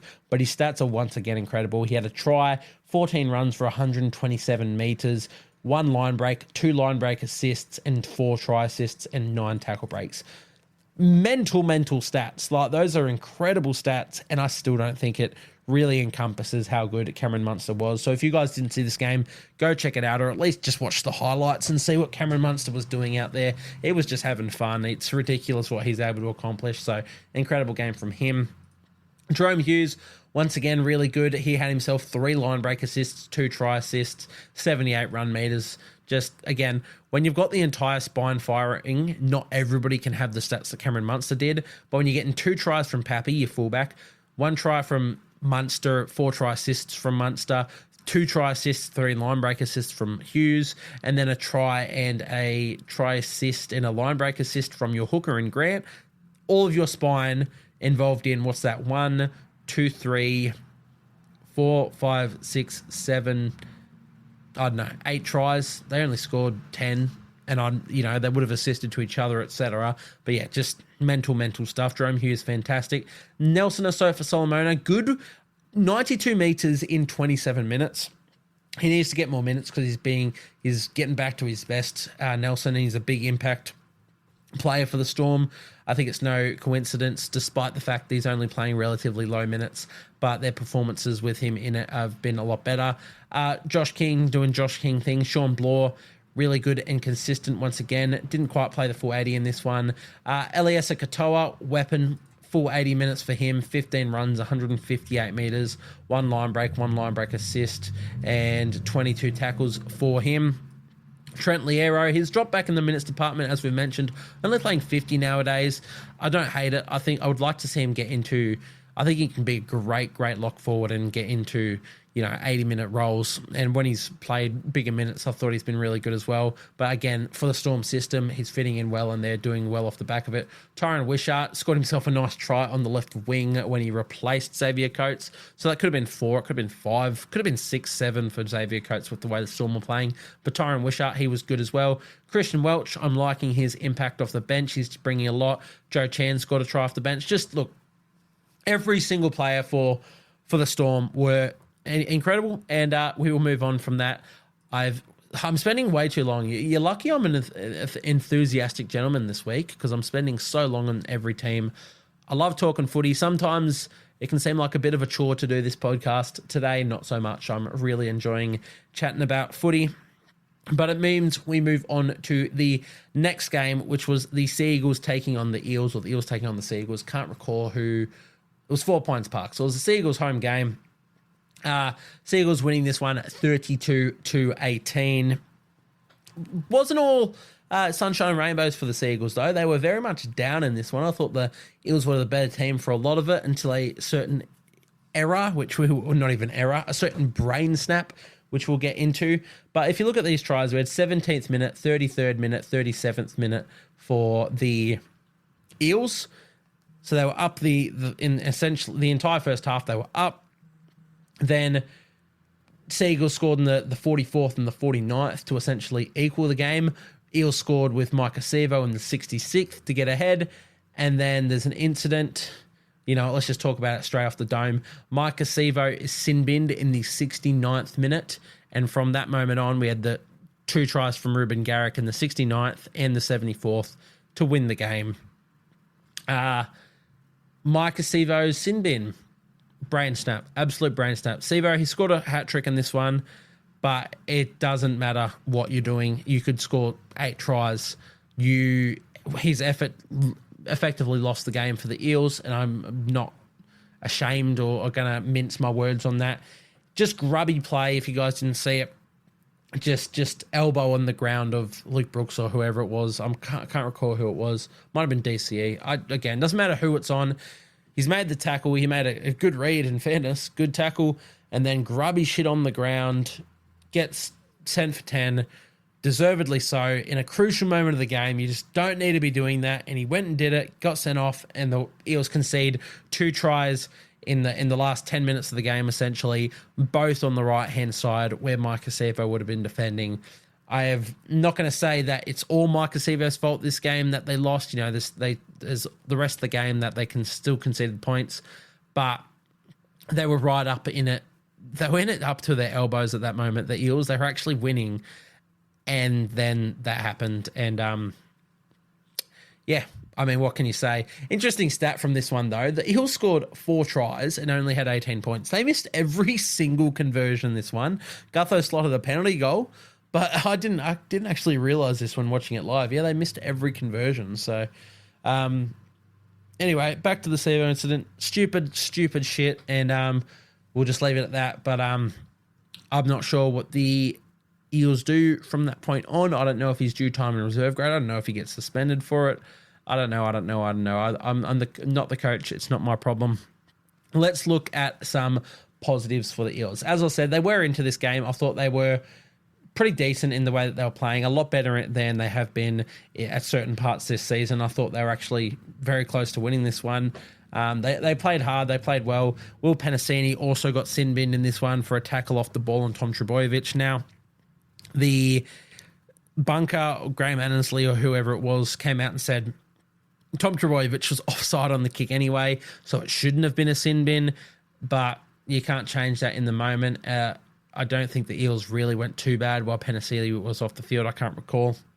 But, yeah, it's another incident there. There were 3 sin bins in this game. Who went off in the first half for the Seagulls? Ola Kawatu went off for a lifting tackle. Should have been DCE. I think DCE's impact in that tackle was worse than Ola Kawatu's, but hey, what do I know? It's now looking like they've both been cited for it. Ola Kawatu's accepted a 2-match suspension. I think DCE, they've accepted an early guilty plea, but they're going to try and get it downgraded so he can play this week. Again, we'll have to find out more about that when it comes. But back into the positives for the Eels. Not Micah Sevo. Clint Gutherson, he's as good as ever. He really is. I mean, missed the goals, which sure cuts you a bit deep, but if he kicks all those goals, they still lose because of the Micah Sevo incident. But he tries so hard. He competes on every play. I love everything about what Clint Gutherson brings to the Eels team. He's not everyone's cup of tea, but for me, I adore what he does. Thought Bailey Simonson was really, really good on the wing. You know, I'm a massive Sean Russell fan. I think he can bring a lot. I think he's got a lot to evolve into in rugby league. But Bailey Simonson was really good. If they are to drop Micah Sevo and bring Sean Russell back, I'm all for that. But you definitely can't be dropping Bailey Simonson or moving him around based on the efforts that he did. Morgan Harper's been decently consistent this year. Ethan Sanders had a lot of good moments in his debut, in my opinion. I thought he very much did not look out of place. Very controlled, very unfazed by the occasion. So I think he's going to be a really good footballer, a really good halfback for the Raiders next season. Hopefully we can see some more of him for the Eels this season, though, and he can just progress into that. Because, thought he was quite unfazed and, had a few good moments. Sure, missed a couple of tackles on Ola Kawatu, but God, if you're going to go out there and tackle Ola Kawatu and not miss those tackles, fair play. I'm not going to hold any. It could be the best defender in the world up against Ola Kawatu.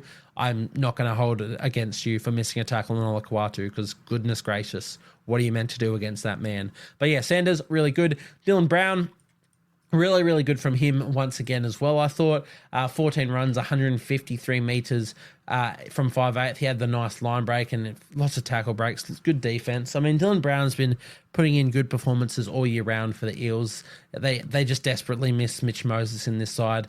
Beyond that, For the Eels, Junior Paulo, thought he was really good once again. As I've been saying all year, I love what he brings off the bench for the Eels.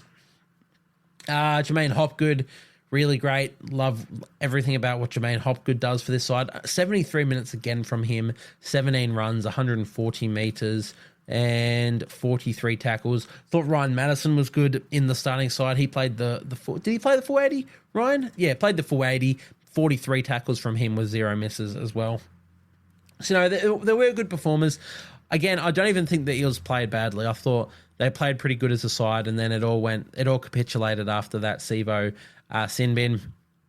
So I don't want to be too negative on the Eels, but yeah, there are lots of standout performers. They played a pretty good brand of football overall. However, for the Sea Eagles, let's talk a little bit more about them. Hang on, I've realised a point that I note that I wrote down that I completely missed talking about for the Eels. But their discipline in general in this game, besides the Micah Sevo incident, let's read a bit more into that. So they had the 2 sin bins, sure.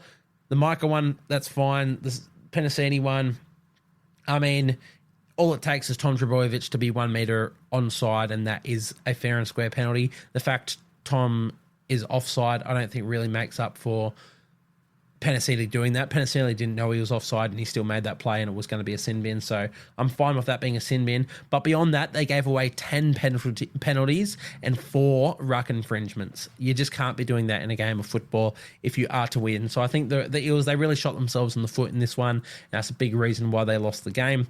But we'll move into the Seagulls. Once again, Tom Trbojevic doing Tom Trbojevic things. 15 runs, 156 metres and a try. You know, those numbers for most other players, really, really good. For Tom Trbojevic, it's a quiet day at the office. But it doesn't matter. He could be having quote-unquote quiet days at the office, and the Seagulls can win. And I think that's the scariest part about this side now, is that they are doing this with Tom Trbojevic having, 7 out of 10 games, not 10 out of 10 every week. And they're still getting results. And that's a scary, scary thought for the rest of the competition, to be honest. But Tom Trbojevic, he was good once again. Jason Saab, liked his work on the right-hand wing. He just so much pace. He can make opportunities from nothing. 14 runs, 184 run meters, 3 line breaks, 1 try assist. Love that from Saab. Ruben Garrick made our team of the week on the bench. Unlucky to miss out on the starting side. Thought he was really good. I think a lot of what he did good came in the second half, though, especially in the last however many minutes when he scored that double. But I think beyond that, defensively, he was really good. He made opportunities on that right-hand side, and he kicked 100% in the goal-kicking department as well. 16 runs, 2 tries, 157 metres, 2 line breaks, 4 tackle breaks, and as I said, it was quite good defensively, making 20 tackles and only 2 missed as a centre, the toughest position to defend on the field. So I thought he was really good. Talau scored a nice little try. Luke Brooks, I mention every week how much I love him in a Manly jersey. I think he fits in so well in that team. Had another really good performance for them in this one. Also, just quietly, the Manly jerseys in general, absolutely love them. I thought a lot of the Anzac jerseys this week, very miss. Did not like many at all. I love the Manly jersey. I love that gold stripe for the V. I thought it was really, really classy. So I want to shout that one out there. Whoever was in charge of designing their jerseys, shout out to you, because that was really, really good. Look, to be honest, the big thing for the Seagulls in this one, I thought their bench had a massive impact on this game. We shout out Nathan Brown every single week, and I'll do so again here. He's between his impact and his runs to his ball playing, his link play. He put Jake Trbojevic into space with a gorgeous little ball as well, and then Jake Trbojevic linked up with DCE for a nice try. That's off the back of Nathan Brown's work there.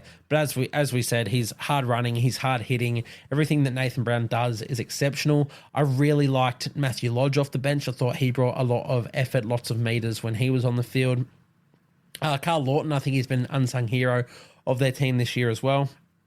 But once again, their front rows is just doing well in general. Josh Allier, he's doing consistent work. Taniela Paseka, fantastic, 15 runs, 148 meters from him. Another one I really want to give a shout out to is Lachlan Croker.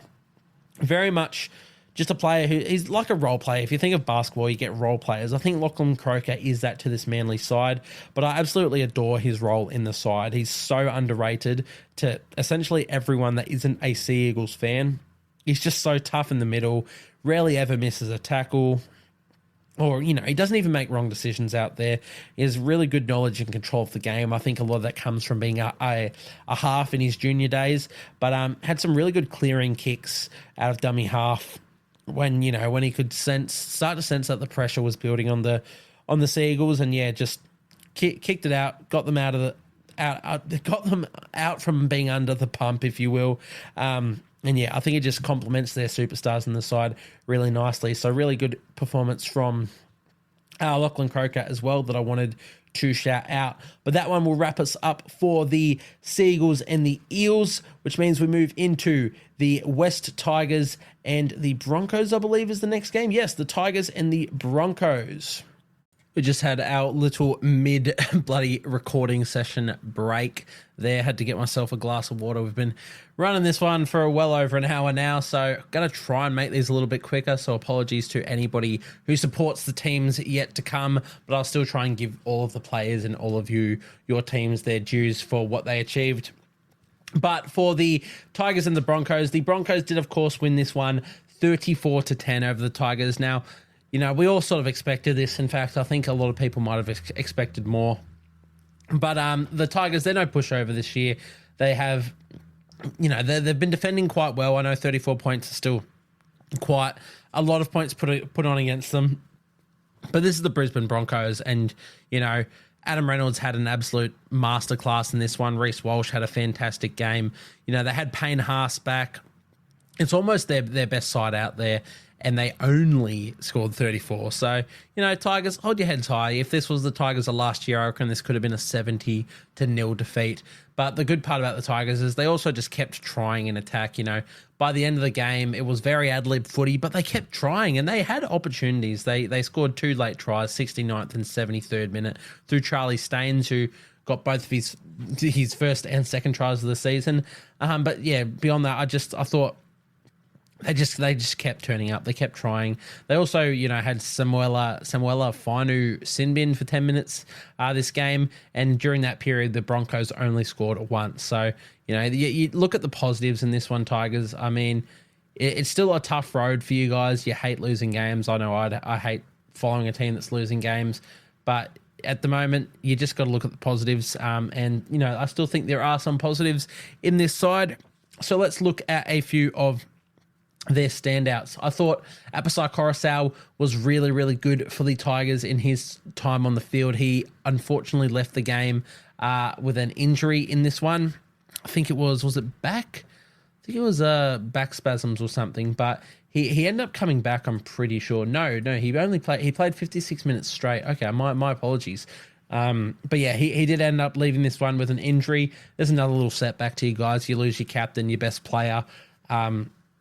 What are you meant to do when that happens, I suppose? It's not trying to give excuses. You're still lost by 24 points. But again, you take the good with the bad as a Tigers fan at the moment. But I thought Appy was really, really good during his time on the field. I think it was an awful call from the bunker to deny his try that he scored. Could have been maybe not a turning point in the game, but definitely they had a bit of momentum at that time, attacking the Broncos line. It was one of the clearest tries I've ever seen in my entire fucking life. Apologies for the French, if you will. But it was one of the clearest cut tries I've ever seen. The referee is dead set right in front of where Appy scores it. He sees the entire thing. He calls it a try straight away. The bunker steps in once again and goes, the separation between his hand and the ball, and he never regains that possession when he quite literally, you're right, the ball comes away from his grip for the slightest bit, and guess what? He then slams his hand back onto the ball and all the way down to the ground, following it all the way through for possession, for a try. Like, what are you on about? It was one of the worst calls I have ever seen. And once again, I am so in support of, I never like to comment on the refereeing, whether it's the on-field refereeing or the bunker refereeing. I try not to. I think this year in particular, they've been a lot better than other years. I know every single game, every single week, people are like, yep, whatever team versus the bunker. Like, you can copy and paste just whatever team, Warriors, Tigers, Broncos versus the bunker. Yeah, sure. People, if you want to complain about refereeing, there's going to be incorrect calls each week. Referees can't get it right on the fly 100% of the time. And I think that's the best part about it, is that they are making these calls on the fly. A lot of them aren't deciding games. This stuff, yeah, sure, this one didn't decide a game. But when it's a bunker stepping in to get the call wrong, that shit pisses me off. How can you have all this technology and step in to still get the call wrong? The referee was right in front. Even if you think the referee got it wrong, it's almost like when they're right in front, it shouldn't matter. I don't care if you think they got it wrong. If it's something that close, a call that close, which you think they got it wrong, the referee is in the position, they made that call, and it was right, and you step in and get it wrong, and that does my absolute head in. But we won't try and spend too much longer on that. Again, it's not the reason that the Tigers lost, not at all. But it's just shit that it does my head in. We need to be getting these calls right. We have all this technology. We can't be stuffing it up. What I want to see is, how come with like soccer, for any of you who watch soccer or the EPL, etc., there's the VAR technology over there. Now, I don't know why we can't introduce a VAR technology to our sport. It solves essentially everything. It solves your forward passes, your offsides, everything. I don't know if it's a financial thing or if it's so much money to implement that technology, but we need that sort of stuff because we can't be getting these calls wrong, and it's doing my head in. But once again, let's backtrack to the Tigers standouts. Apasai Coruscant, as I said, was fantastic. I honestly really liked the move for John Bateman to lock. I thought he was really, really good there. Now, I thought last week he was fantastic in a losing effort, playing second row and centre as well. So, like, it can be good anywhere in the field, but I really liked him at lock. Samuel Lafanu obviously sent off, but I think he has a big future. Obviously, he's won that position on merit, to my knowledge, from Benji Marshall. Benji Marshall's got huge faith in him. Let Samuela play that role. Let him just play the full thing. He only missed 10 minutes due to that due to the sin bin, so he was going to play 80 minutes at lock. Let him just play that on merit. John Bateman, yeah, good at lock. I liked what he produced there. He just has a bit of everything, John Bateman. I really like that dog in him. I thought, it was really good from Charlie Staines to get his first 2 tries. I think he's been decent this season. Hasn't scored everything, which is what we know Charlie Staines is known for, but no real errors in Charlie Staines' game this year, so I've been quite impressed with him, and he was really good in this game as well. Brent Naden had moments, came up with a mental kick over the top for one of Charlie Staines' tries off the cuff play. This game in general, it was bizarre, chaotic, it was hilarious. Honestly, I loved it. The final 20 minutes or so, I was laughing so much. Everything was so funny. From bloody Reece Walsh vomiting and cramping up and having to be carried off, to Xavier Wilson coming on at fullback and cleaning up a Tigers kick off a break down the left wing. Like, what? Why is Xavier Wilson out at fullback doing that? To the entire Tigers team just throwing the ball around in hope and then just kicking it and praying to score a try. To Adam Reynolds literally taking an intercept on the wing when he couldn't move. He was literally stationary on one leg, cramping up so bad, and he still managed to come up with a bloody intercept on that wing. Like, this game was mental. It was so bizarre and hilarious, and I loved it. But yeah, Charlie Staines scored a nice try off the back of Brent Naden with that kick over the top, off that just off-the-cuff play that the Tigers were throwing around, which was cool. I thought Solomon Alamalo, the Union export, was quite good in his debut as well. Didn't get all the opportunities, but 13 runs, 134 metres. He had a nice little line break as well. I thought he was fine. Lachlan Galvin continues to try his absolute heart out. 17 runs and 101 run metres from him. I've got to respect that. Had a try assist as well. Beyond that, for the Tigers, not too much of note. I thought David Clemmer was quite good in his time on the field. And I liked Fanua Pole off the bench as well. But look, definitely not too many standouts for them. So we'll move on to the Brisbane Broncos. God, I'm struggling today. But yeah, the Broncos winning this one quite convincingly, as we said. Lots of standouts in this one. Let's start with Adam Reynolds. Thought he was just incredible, superb from him. Another performance I forgot to mention when we were talking about the team of the week. There were some incredible halfback performances this week. Between this Reynolds performance, the Hines performance, and the Sam Walker performance, they are three of the best performances of the entire year. They'd be in the top 10 performances of the year, and we had them all in one round. So one player had to miss out on getting their name in that mix, and that happened to be Adam Reynolds. But I thought he was absolutely incredible back in for the Broncos. As I said, he came out with that mental intercept. He had 15 runs for 73 metres, did Adam Reynolds. How about that? Scored 5 conversions, had 2 try assists, 1 line break assist.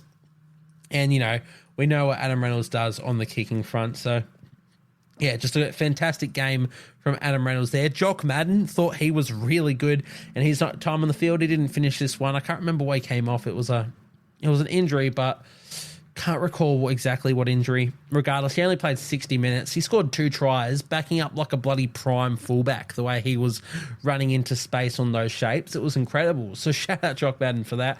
He might be missing for a week or two, but I think Ezra Mam's back next week, so not a good swap in there. I don't want to say not a huge loss. That's disrespectful to Jock Madden, because I thought he was incredible. But yeah, if he is to miss some weeks, it's good to have Ezra Mam to come back in to replace him.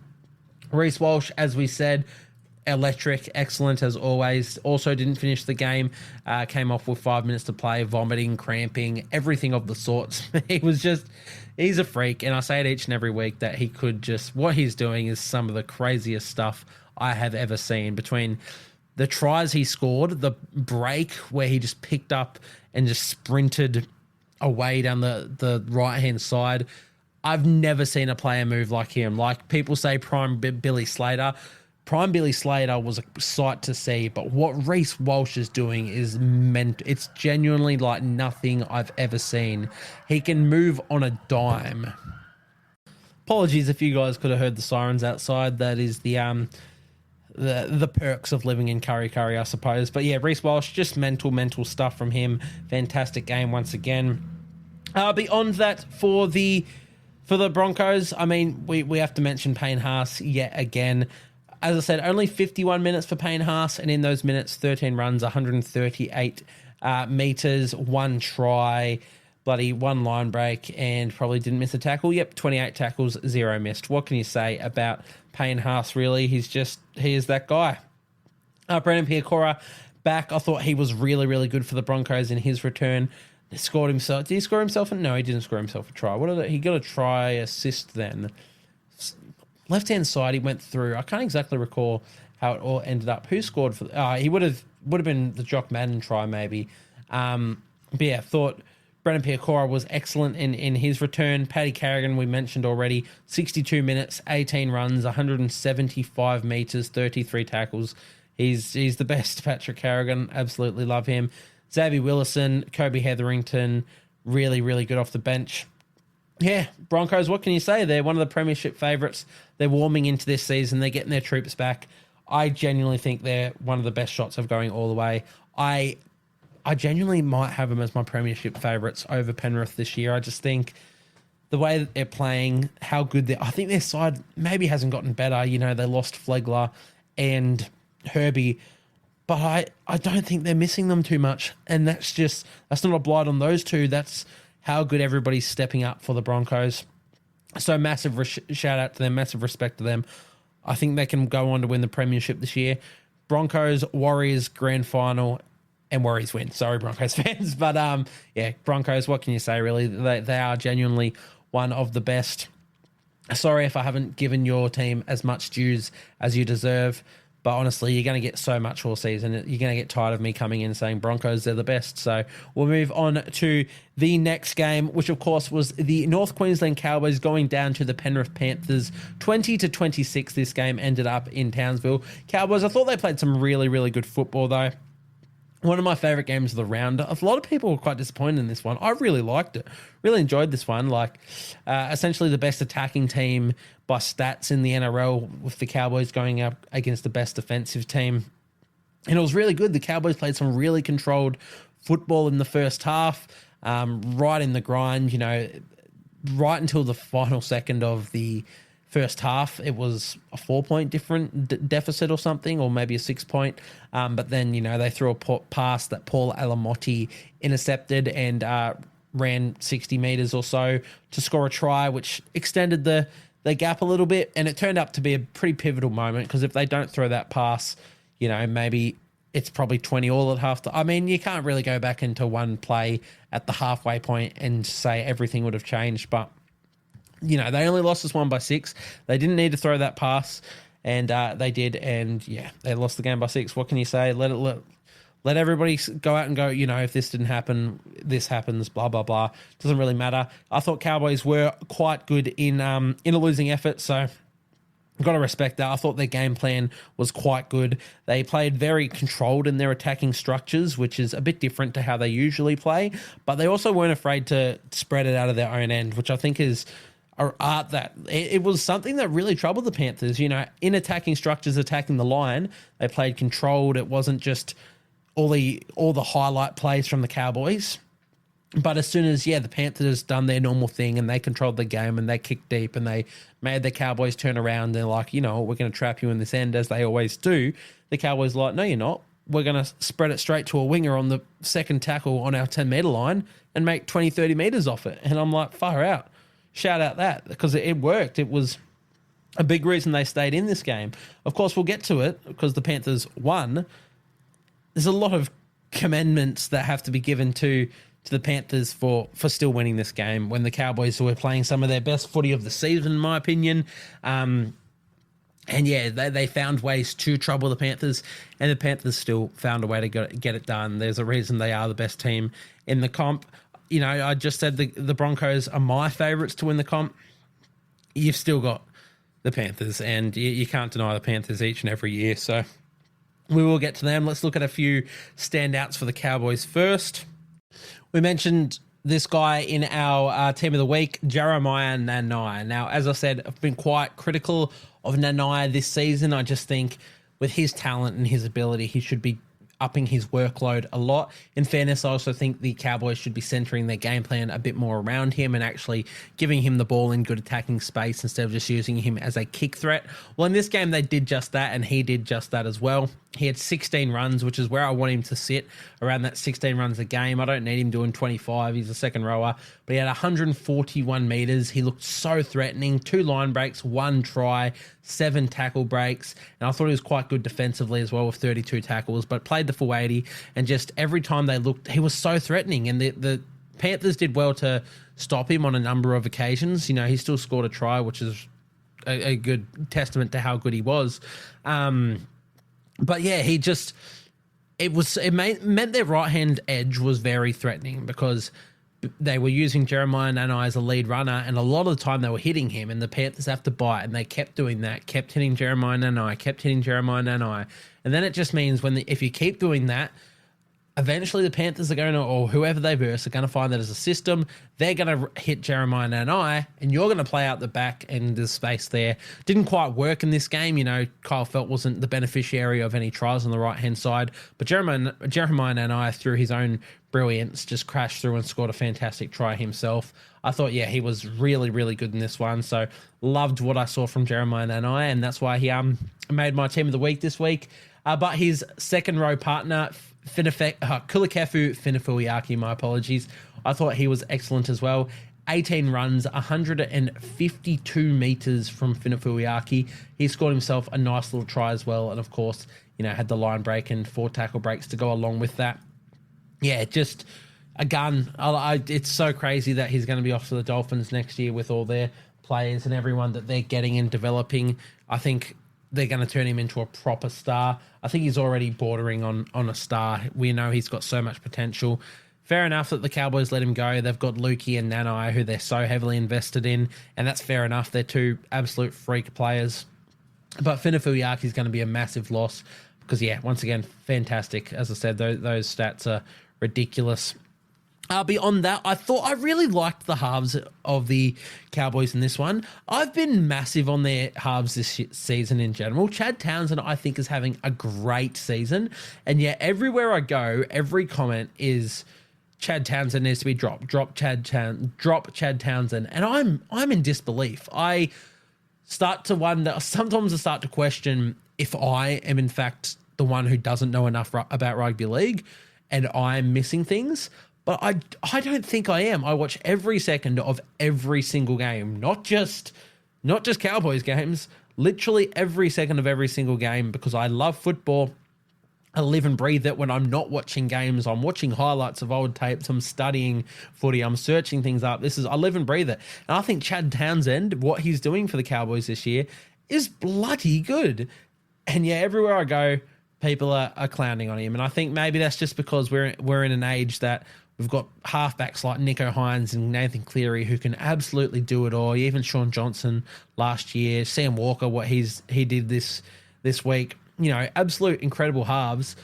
Chad Townsend, yeah, he's a bit more structured, but the way he's playing in his structure and his balance between everything, I think he's playing some bloody good football. And yeah, I'm starting to think that people just think halfbacks have to be the highlight reel players. I don't think so. We forget this is a premiership winning halfback.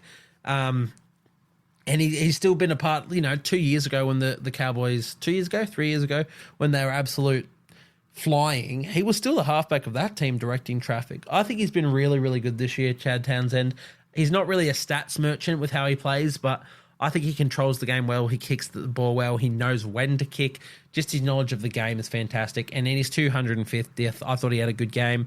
So shout out Chad Townsend. Forget what everybody else says. Everybody else is wrong. I'm right. That's just how it all goes, right? Regardless, we move on to Tom Dearden. I mean, everybody knows that Tom Dearden is a gun.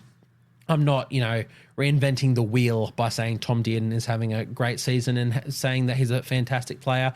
Cowboys fans everywhere I go, in contrast to the Chad Townsend talk, is that Tom Dearden is an absolute freak, and I think he absolutely is. I mentioned last week that it's so weird seeing Tom Dearden lose games because he's just a competitor. Seeing a player like him lose any football games is like, that doesn't really add up. It's like when you go and watch, you think of Andrew Johns, and then you go back to the years that, in the year that he came, 2005 would have been, when he came second to JT, the Knights came last, and you're like, Andrew Johns, the immortal, one of the greatest players of all time, was in a team that came last. And it's like, doesn't make much sense, does it? When you're thinking of players like that, Tom Dearden's one of those players. He's such a great player and such a competitor that when he's in a team that is losing games, you're like, what the hell is going on here? But yeah, really good game from him as well in this one.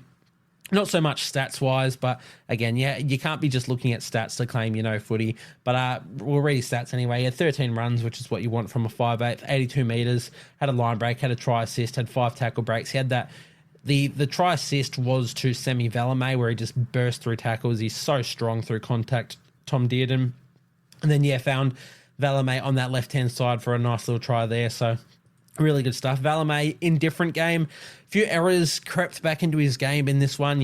Things that last season when he finished the season in 2023, it looked like he'd got rid of all of them and he was just a consistent and fantastic first grader. Those errors crept back in this one, but he still had some good work coming out of his own end and good contact in runs and scored a nice try.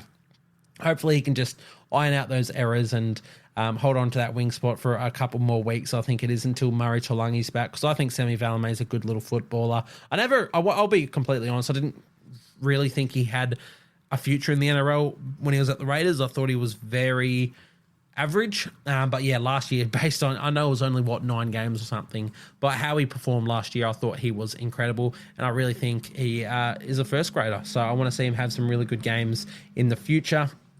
Unfortunately, Tom Chester only played 27 minutes in this one.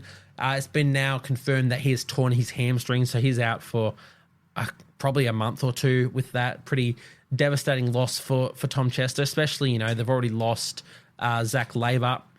To lose Tom Chester, who I thought has been really, really consistent, one of their better players since he's come into that role, to lose him now is really, really tough for the Cowboys.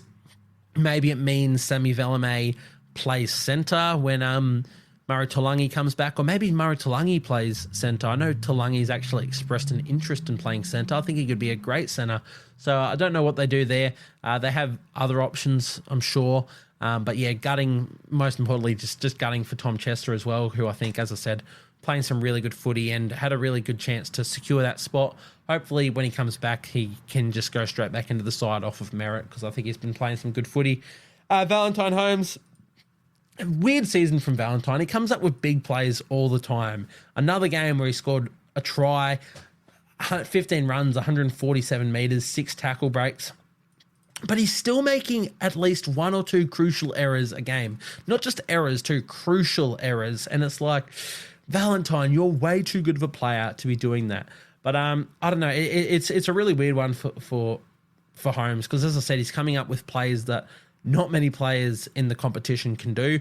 And he's scoring tries and he's coming up with massive moments. But yeah, the errors, they're just, yeah, I don't know. It's a weird season for Valentine. Hopefully he can iron out those errors as well, the same way I said about Valemei. Just get rid of them and then the Cowboys will be flying. Scott Drinkwater, a nice, controlled, complete performance from him again. It's good to see that in contests like this one, he's not just going to go for the highlight reel moments. He can grind and settle into a contest and do everything that you need of a fullback. So I thought Drinky was quite good. He also had a couple errors, but yeah, just the way I thought he controlled his game in this one, I thought he was really nice. Kyle Felt was good. The big one I actually want to mention from this game, though, Jason Taumalolo. Off the bench, I think this is it. I've been so critical with A, how he's played, B, how he's been used by Todd Payton. But I thought he was fantastic off the bench. He played 35 minutes. I say straight, not really straight, because there was a halftime mixed in there. But yeah, in his 45 minutes on the field, because he came back on for a second stint, 13 runs, 132 metres, 61 post-contact, 3 tackle breaks, and 27 tackles with 0 missed. If that's what you're getting out of Jason Taumalolo nowadays, I'm more than fine with it. I think up around 130 to 150 metres a game from Taumalolo in a role where he's playing 40 minutes a game, that's good. I'm happy to have that effectiveness if he can not miss any tackles, be solid in defence, and come out with, yeah, just good, consistent bursts. Thought he was really, really good, Jason Taumalolo, and I'm really happy to see that. Everybody's a fan of Jason Taumalolo. He's one of the, when he's on his day, he's the best front rower. He's the best forward in rugby league. Still the only forward that isn't a hooker to win a Dally M since it would have been either Bradley Clyde or Gavin Miller. I want to say Bradley Clyde, but I might have got that wrong. Regardless, it's ridiculous what he does. Yeah, it's terrible with the injury that he's got and that they're looking to reduce him. I mentioned last week that I just want him to play big minutes regardless. I think this game, it might just be that intermediate spot for him. I thought Griffin Neame was pretty good in his time on the field too. I'm a massive, massive Griffin Neame fan, but yeah, look, the Cowboys, I thought they played really good. I know they didn't get the chockies, but I wouldn't be too disappointed in their performance. I thought Thomas McKaylee was fantastic off the bench as well. He literally only played 17 minutes. He had 8 runs for 77 metres. He was just looking to offload every single run. He had 4 tackle breaks and 2 offloads in his 17 minutes on the field. Love that for McKaylee. Another player I've been a massive fan of. Really highly touted junior. I believe it was him, Payne Haas, and Fodawaker all came through the same team through the juniors, and they were just insane. I actually think McKaylee might have been starting over Fodawaker too. Don't quote me on that, but yeah, he's a freak talent. Really happy to see him back in first grade. I'd love to see him hit his straps, but I thought he was really good, and hopefully he can continue that form for the Cowboys. Lastly, just want to touch on Jack Gosiewski. He has now been released from the remainder of his contract with the Cowboys to move closer back to his family and his mother, who is sick. I'm not a Cowboys fan, but obviously want the best for all of our players in the NRL. Hopefully wish the best for him and his mother. Looking like the Broncos are going to sign him, which is good. I'm a fan of Jack Gosiewski. I think he's a fantastic depth player for any side to have. So yeah, just good. Want to thank him for his time with the Cowboys and for everything he put into that jersey, and hopefully he has a good little future for the Broncos or whatever club he ends up with. But we will move on to the Panthers now, the winners of this game. Now, we mentioned, as I said, that I thought the Cowboys had a really good game. Then you have to come to the Panthers and you say, they still won. They still won. They find a way to do it. Even when clubs find ways to crack them and they find things that go against the Panthers' game plan, they rally the troops and they win. And that's just what the best clubs do. So, what can you say, really? Yeah, it's just the Penrith Panthers. It's getting a bit monotonous saying this every single week, but you have to give them their dues. They're the best team. I think they're the best rugby league team we've ever seen. What can you say, really? So we'll just move into their standout players, because I don't want to harp on about the team and say the exact same things every week, but their standout players, essentially their entire side. Dylan Edwards, once again, massive play from him. He's coming up with massive plays each and every week, and once again, still isn't getting the love he deserves, but scored another try in this one. 27 runs, 219 running meters, one line break, assist, one try, 8 tackle breaks, and fantastic defensive efforts. There was one tackle, I can't remember who he hit. Might have been Jeremiah Nanai, might have been someone else. He came up with some really good try savers, Dylan Edwards. Really kept the Panthers in the game. Just, yeah, as I said, he's one of the elite fullbacks in the league, right up there with the best, especially this season. He might even be the best fullback this season, in my opinion. He'd be right up there if he isn't. Just, what can you say? Fantastic stuff from him. Paul Alamotti, who came into the side on the wing nonetheless, by the way. So Taruva was dropped out of this side for just personal reasons, I believe. Ivan Cleary was just like, with everything, with the contract saga and everything, he was just like, thought it was just the best to give him a week break to just let his mind settle on everything. He's just sorted out his future. And he brought Alamotti in. I assumed they'd bring him in at centre and let Taylor May move back to the wing for the game. Not the case. They played Alamotti on the wing, and he was exceptional. Had a late error in the game where he flicked the ball. I think it was a flick pass or something over the sideline, or just a play that did not need to be done, which is definitely something the Panthers aren't going to be happy about. Ivan Cleary's not going to be happy about, because that's not part of their game plan. But again, they won the game, so you can't be too critical of that. But scored a try on the wing.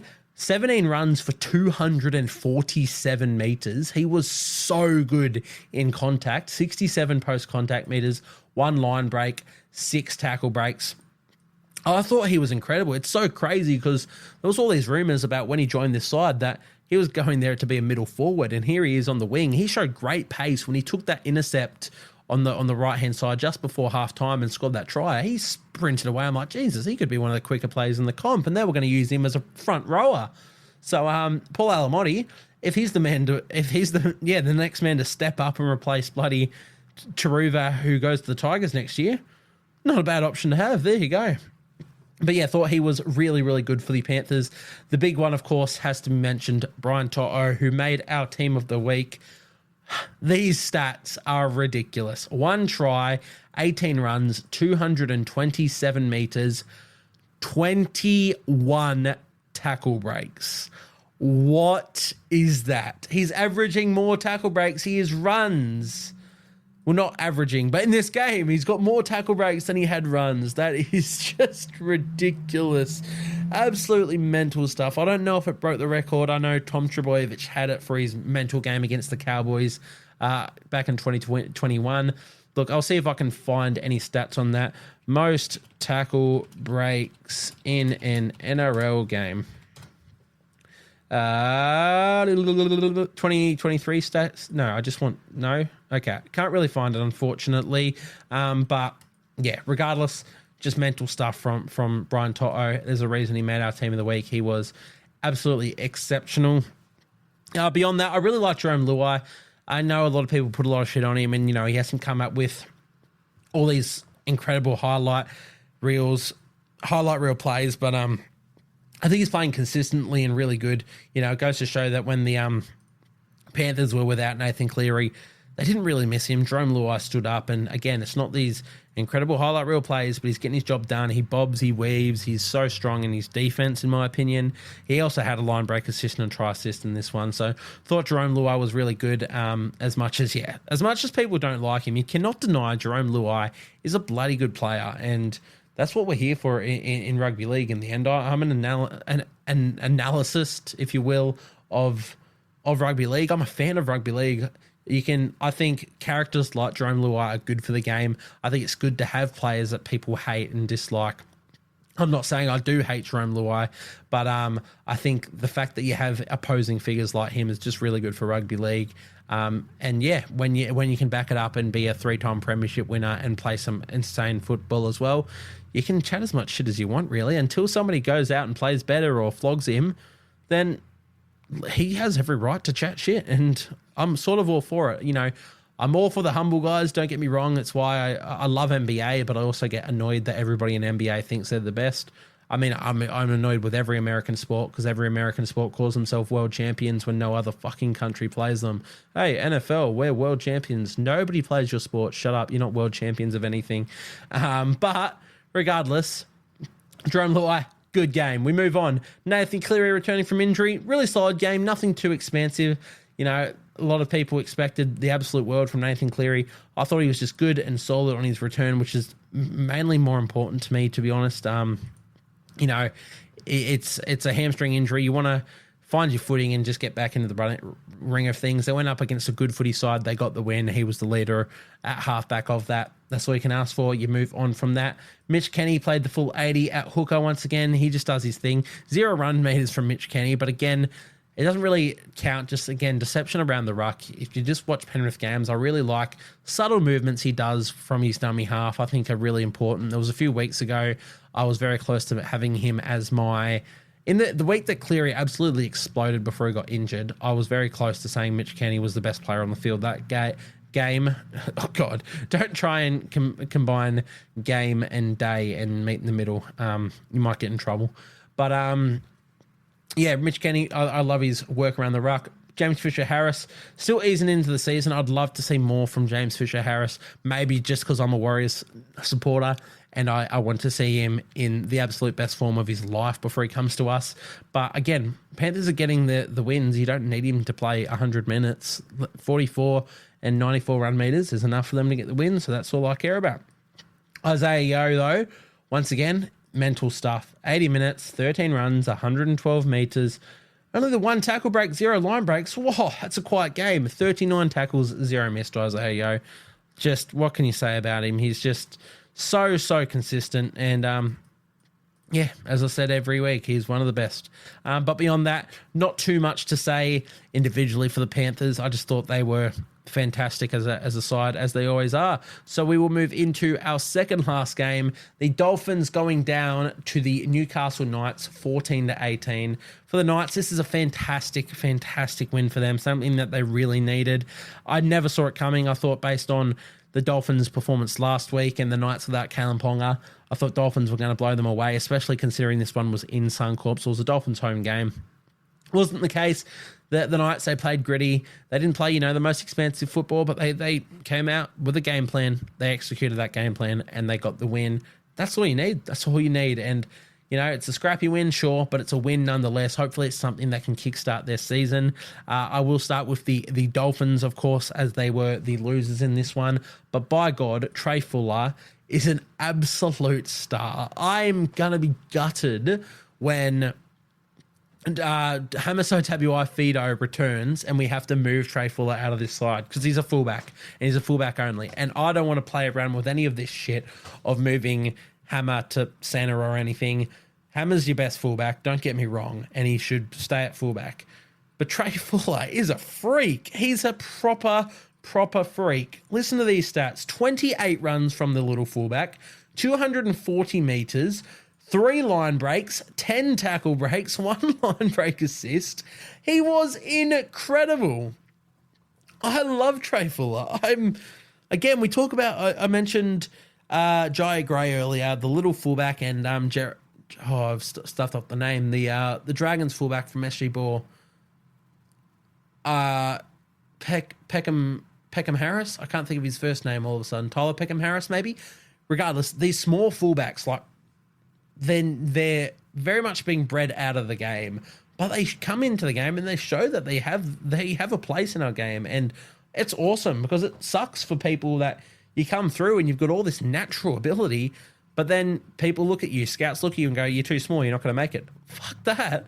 Trey Fuller, doesn't matter how small you are, if you've got the heart of these players, of your Trey Fuller, your Jai Gray, your bloody Tyler Peckham Harris, who I think will be a bloody good footballer and I hope will make NRL. If you don't know what I'm talking about with Tyler Peckham Harris, A, go watch the SG Ball Grand Final. B, go listen to my podcast talking about the SG Ball Grand Final.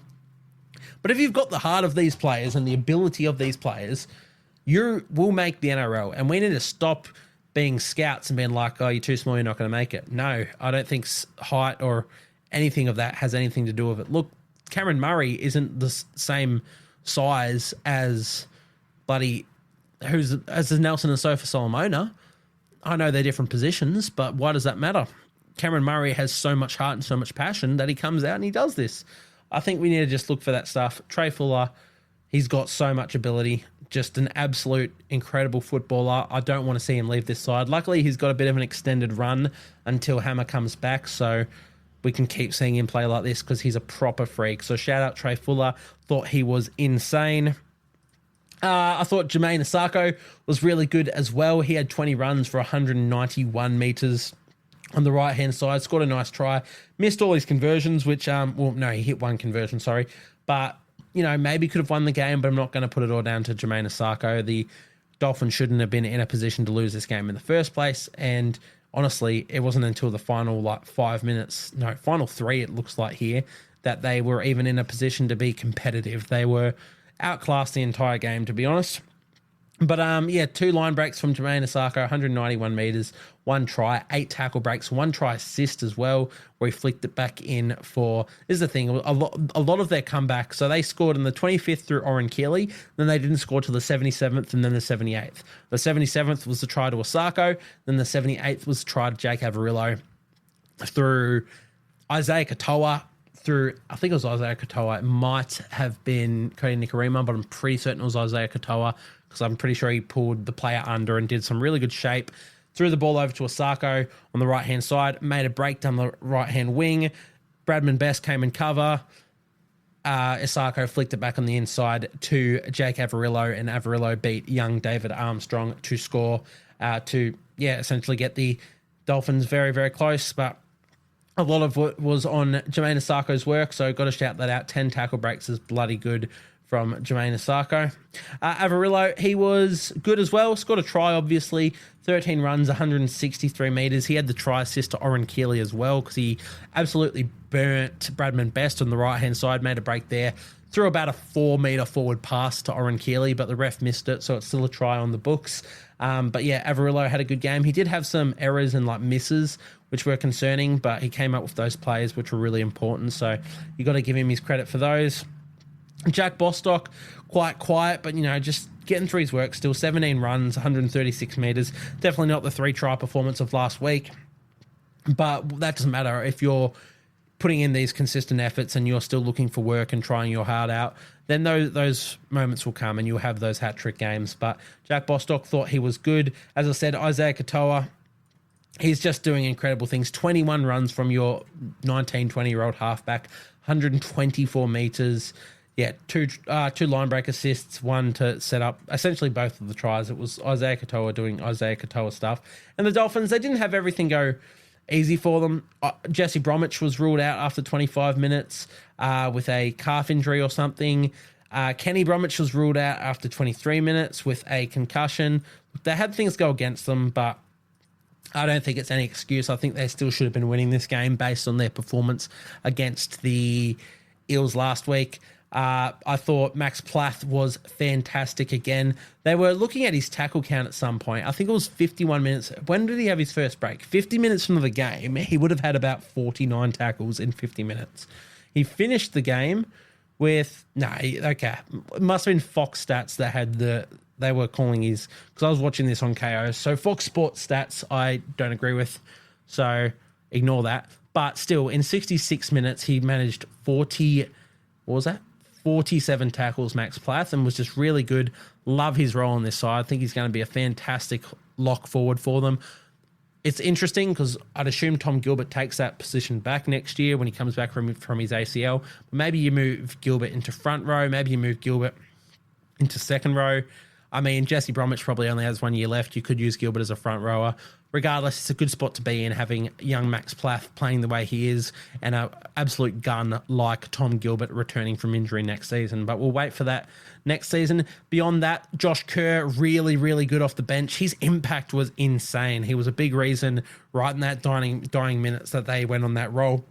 Just so many runs, lots and lots of meters, lots of offloads, lots of tackle break. Well, actually only says he has 1 tackle break here, but it felt like he was bouncing out of so many tackles. 5 offloads from Josh Kerr. That's incredible.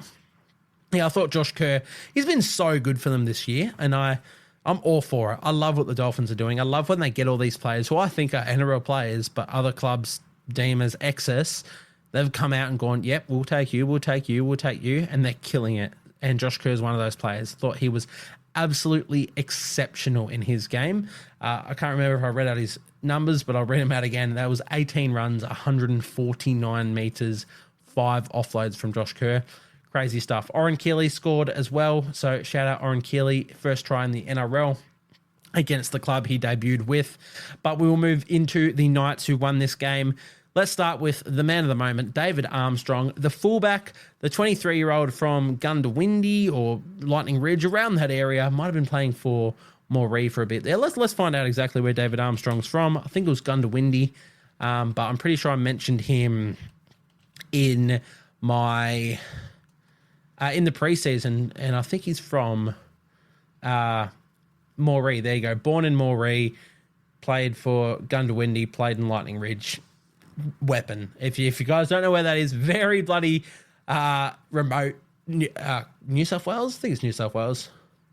Yeah, it's New South Wales. But to find talent out there it's hard because it's very remote and you're not versing the best of the best. So to see players like David Armstrong graduate from that is always really, really cool. And he was exceptional. Replacing Kalen Ponga is no easy feat. But he did it, and they won the game. I didn't think the Knights were any hope of winning a game without Kalen Ponga, and David Armstrong came in and he killed it. He had a try, 17 runs for 189 metres, 107 kick return metres, 2 line breaks, 11 tackle breaks from David Armstrong. Just a fantastic... He was the man of the match in his debut. Isn't that crazy? A game that the Knights had no reason to win without the Dally M Player of the Year. He's replacing the Dally M Player of the Year in Brisbane against a team that just scored 46 points on the Eels, and he was the man of the match in his debut. Like, that is some crazy stuff, and he was just exceptional. So, massive, massive shout out, David Armstrong. I really hope, I'm so huge on Fletcher Sharp. You guys know that. The Knights' young 19-year-old fullback coming through the ranks now. Fletcher's been playing ahead of David Armstrong in New South Wales Cup. They've got big raps on Fletcher Sharp, and David Armstrong's been playing on the wing. He was great in the trials, Armstrong. I hope he gets a bit of an extended run here. I know Fletcher Sharp's injured at the moment, so I'm not sure if he or when he's due back or if he's going to go straight into that fullback role or not. But David Armstrong, he's done well and truly enough to get at least another couple shots in that jersey, in my opinion, and I hope he continues to kill it because I love nothing more than a player like David Armstrong, despite as much as I love Fletcher Sharp. But the Knights are in a good position. When you've got Kalen Ponga, Fletcher Sharp and David Armstrong as your fullback choices, there's no wonder they let Lockie Miller go. As much as I love Lockie Miller, I'd love to see him in the NRL still, but I can see why they let him go. They're in a good spot. So shout out David Armstrong. Congratulations on your NRL debut, and what a fantastic debut for you. Reach out, mate. I'd love to get in contact and set up a interview with you. But beyond that, for the Newcastle Knights, Dane Gagai was incredible at centre. He scored a nice little try, but his defence was just insane. He's the stalwart of their team. He's the heart and soul of their team. He was just incredible. Love what Dane Gagai does. Again, a game that doesn't really read out in the stat sheet besides the fact that he scored a try. Just go and watch his efforts in this game. He was just incredible. Bradman Best, thought he was quite good once again. 192 metres from 17 runs. A lot of people picking on Bradman Best a bit recently. Again, living essentially in Newcastle myself. I live in Kurri Kurri at the moment, but in Newcastle area, I go to a few Knights games, and I want to keep in touch with everything that's going on with the Knights and everything, and the locals, etc. People aren't very impressed with Bradman Best at the moment. They think since his contract has been signed, he's been poor.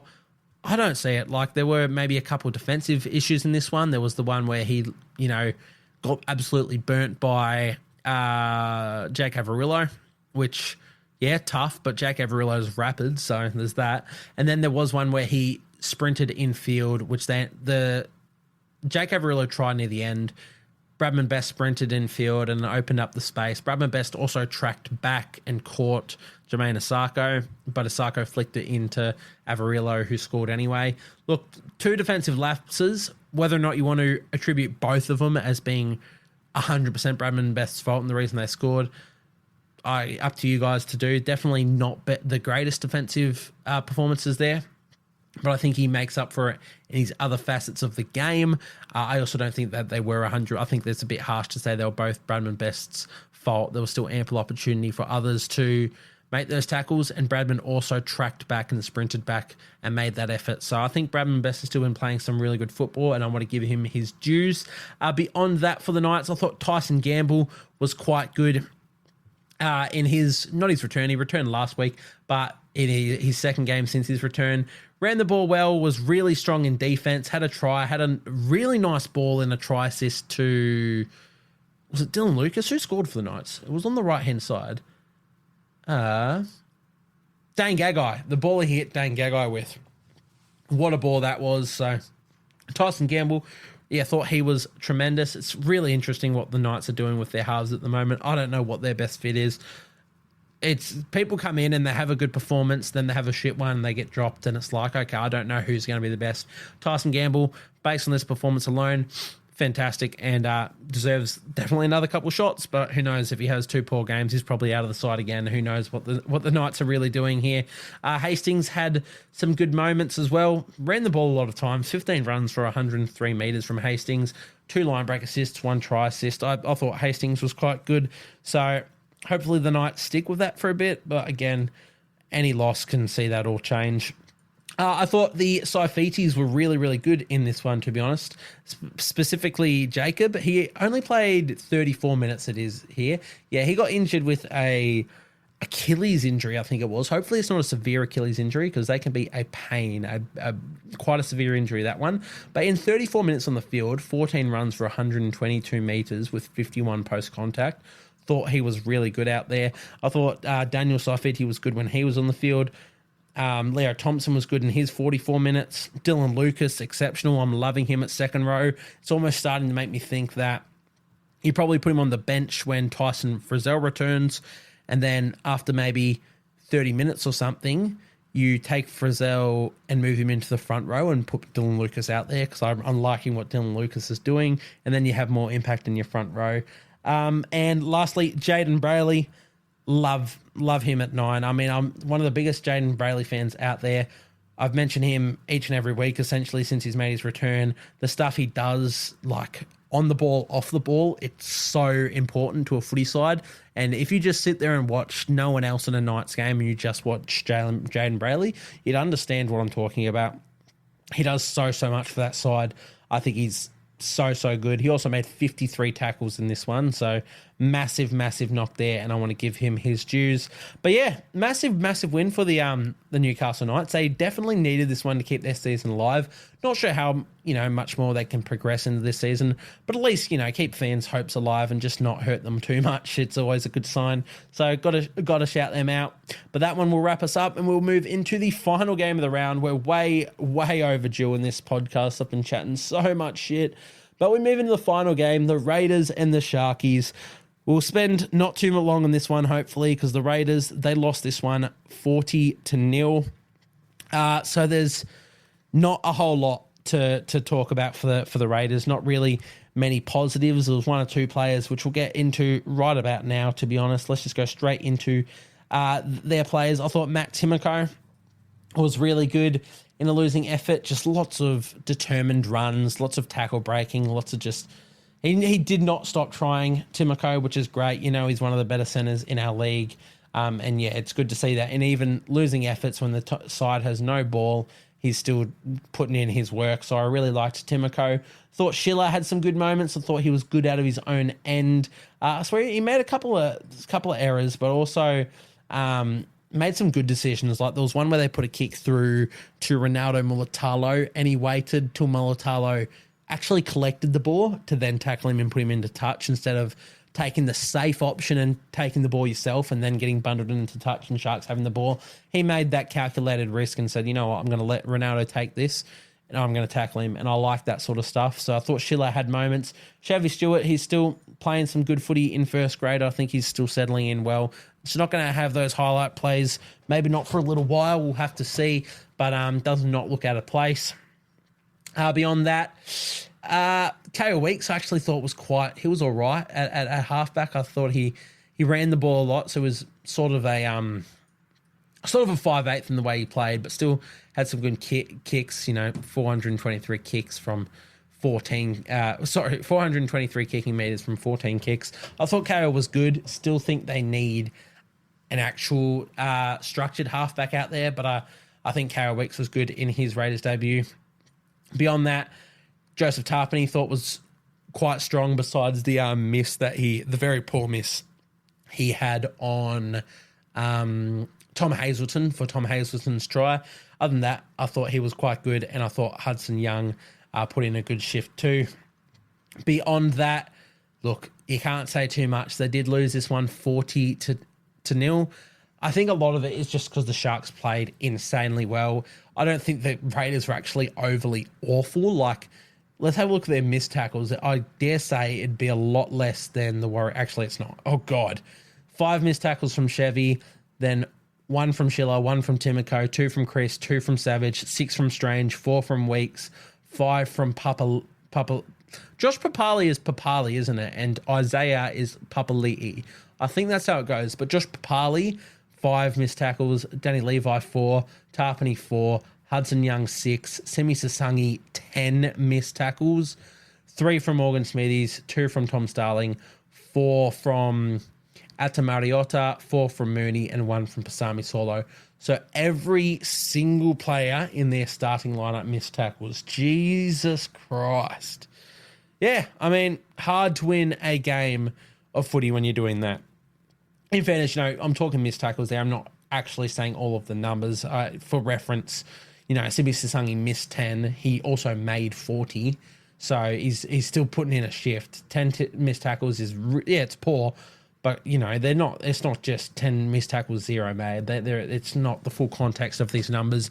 If you want the full context, go and look up the stats yourself. But yeah, it's just hard to win a game when you're missing that many tackles for the Raiders. But we'll move into the Sharks. As I said, I thought they were clinical. I thought they were excellent in this one. Essentially, every player on their team had one of their best games of the year. Will Kennedy, so safe at the back. I love what he's doing out there. A lot of people, when we talk about the best fullbacks in our league, he doesn't get a bait in there, which is fair enough. But the Sharks, they're flying high at the top of the table right now, and he's playing one of the most important positions in the league, in rugby league, and he's at the top of the table doing it. So he's doing something right, William Kennedy. But yeah, 16 runs, 149 metres. But again, what the best parts about Will Kennedy is how safe he is. I think he's a fantastic little player. He'll have big moments in next week's game. He had big moments last week's game. So, I thought he was great. Siona Katoa, as I said, made our team of the week. So, double try performance from Katoa, 20 runs, 209 metres, 10 tackle breaks from him as well, and 1 line break. So, incredible stuff from Katoa. Ramian also made the team of the week with a try, 20 runs, 194 metres, 2 line breaks, 1 line break assist, 2 try assists from Ramian as well, and 10 tackle breaks of his own. Kale Ero, just the entire back 5 from the Sharkies here. I'm going to read their numbers. So we have 16 runs, 149 metres from Kennedy, only the 1 tackle break. But then Katoa, as I said, 20 runs, 209 metres, 10 tackle breaks. Ramian, 20 runs, 194 metres, 10 tackle breaks. Kale Ero, 19 runs, 207 metres, 6 tackle breaks. And Ronaldo Mulatalo, 19 runs, 183 metres, 8 tackle breaks. They do so much work for the Sharks. They're so integral. I think, the other day I was talking about Oregon Kaufusi being the man to make way for the Sharks. In my opinion, was probably what they should do when they get Adam Fanua-Blake in and they can't keep all these forwards. Maybe that's not the case anymore. Dale Finucane's retired. Maybe they can just hold on to Kaufusi. And I was just saying Kaufusi's not getting through as much work as I thought he should be. Maybe they don't need to.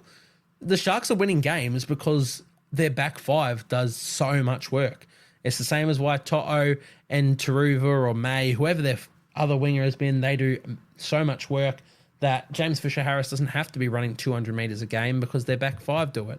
So I think it's just the way that the footy's progressing. The Sharks back five are some of the best and they're still so underrated. Every single one of them are some of the best in their position and they're not rated nearly as much as other people who play that position. So I've got to shout out all of them. I thought Daniel Atkinson was really good in his game at 5'8". I just like the way he sort of plays in there. He's just... I don't know how to say. It's just very much a live wire sort of player, just eyes up footy. And I think it's good. Just off the cuff, Nico Hines is going to have his hands on the ball every single set and do absolutely everything in this side. You can just only call the ball when you want it or when you want to do something. And I thought he was really good, but he had 13 runs for 121 metres himself to Daniel Atkinson. No attacking stats as per se, but go watch his role. I really like how he played. Nico Hines, look, the man of the moment, the best performance of the week. Cameron Munster was the best performance of the week in my opinion, but we gave Nico Hines a nod at halfback for the best halfback performance of the week. He scored a try, 6 out of 7 conversions, 25 runs for 202 metres.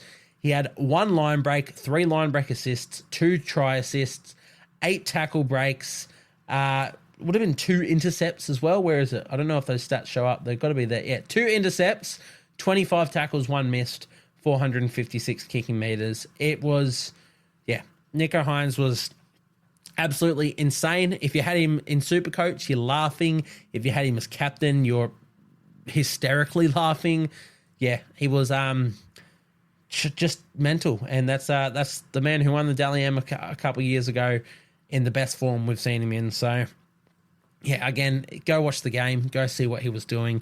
Attack and defense, every side of the ball, which is ultimately the reason I gave him the nod over Sam Walker, who I was so massive on. Again, it's probably a bit of recency bias because Nico was the last game of the round. But, I thought both sides of the ball, Nico Hines had such a profound impact on his team's result. So he got that nod. And just exceptional. Tommy Hazleton manages to cross again for a try. I don't know how he keeps doing it, but he keeps doing it. So massive shout out to him. As I said, he's going to have to be a stalwart of their side when they get Fanua-Blake in next season and people that'll make way. I think Hazleton is very much staying in there. Blake Brayley, he continues to do what he does. No standout stats as per se. But again, you watch the game, you look at what Blake Brayley does. He's so integral to all of his side's attack, defense. It all goes through Blake Brayley. Fantastic. I think a lot of hookers in today's game, you really need to just watch them. I think it's tough as well. Players like Cameron Smith, people are going to look at stats and be like, how is he the greatest player of all time? Besides the fact, he's the top point scorer and the top games played, all these premierships. But you go, only 1 Dally M? Maybe 2 Dally M's for Cameron Smith. You compare that to Joey and Thurston, who had 4 and 3 or whatever it was, just the most Dally M's ever. You're like, how is he better than them? Look, what Cameron Smith does isn't the highlight reel players. If you look at a highlight reel video of Cameron Smith, you're getting a 3-minute video. If you look at a highlight reel video of Johns and Thurston, you're getting 20-minute videos because they are halfbacks. They can do the abnormal. But Cameron Smith, his work from dummy half is just the best you've ever seen, and he's the best player we've ever seen. And I think younger, I didn't respect that as much. I think not until I matured a bit and I got to really see from about 2018 onwards when I was really actually paying so much close attention to footy and I understood how important hooker was, did I really appreciate what Cameron Smith was doing. So it's almost like I didn't appreciate and didn't get to see all of his other years. Even though I watched footy, I just didn't take that notice. And now I take such a big notice to hookers.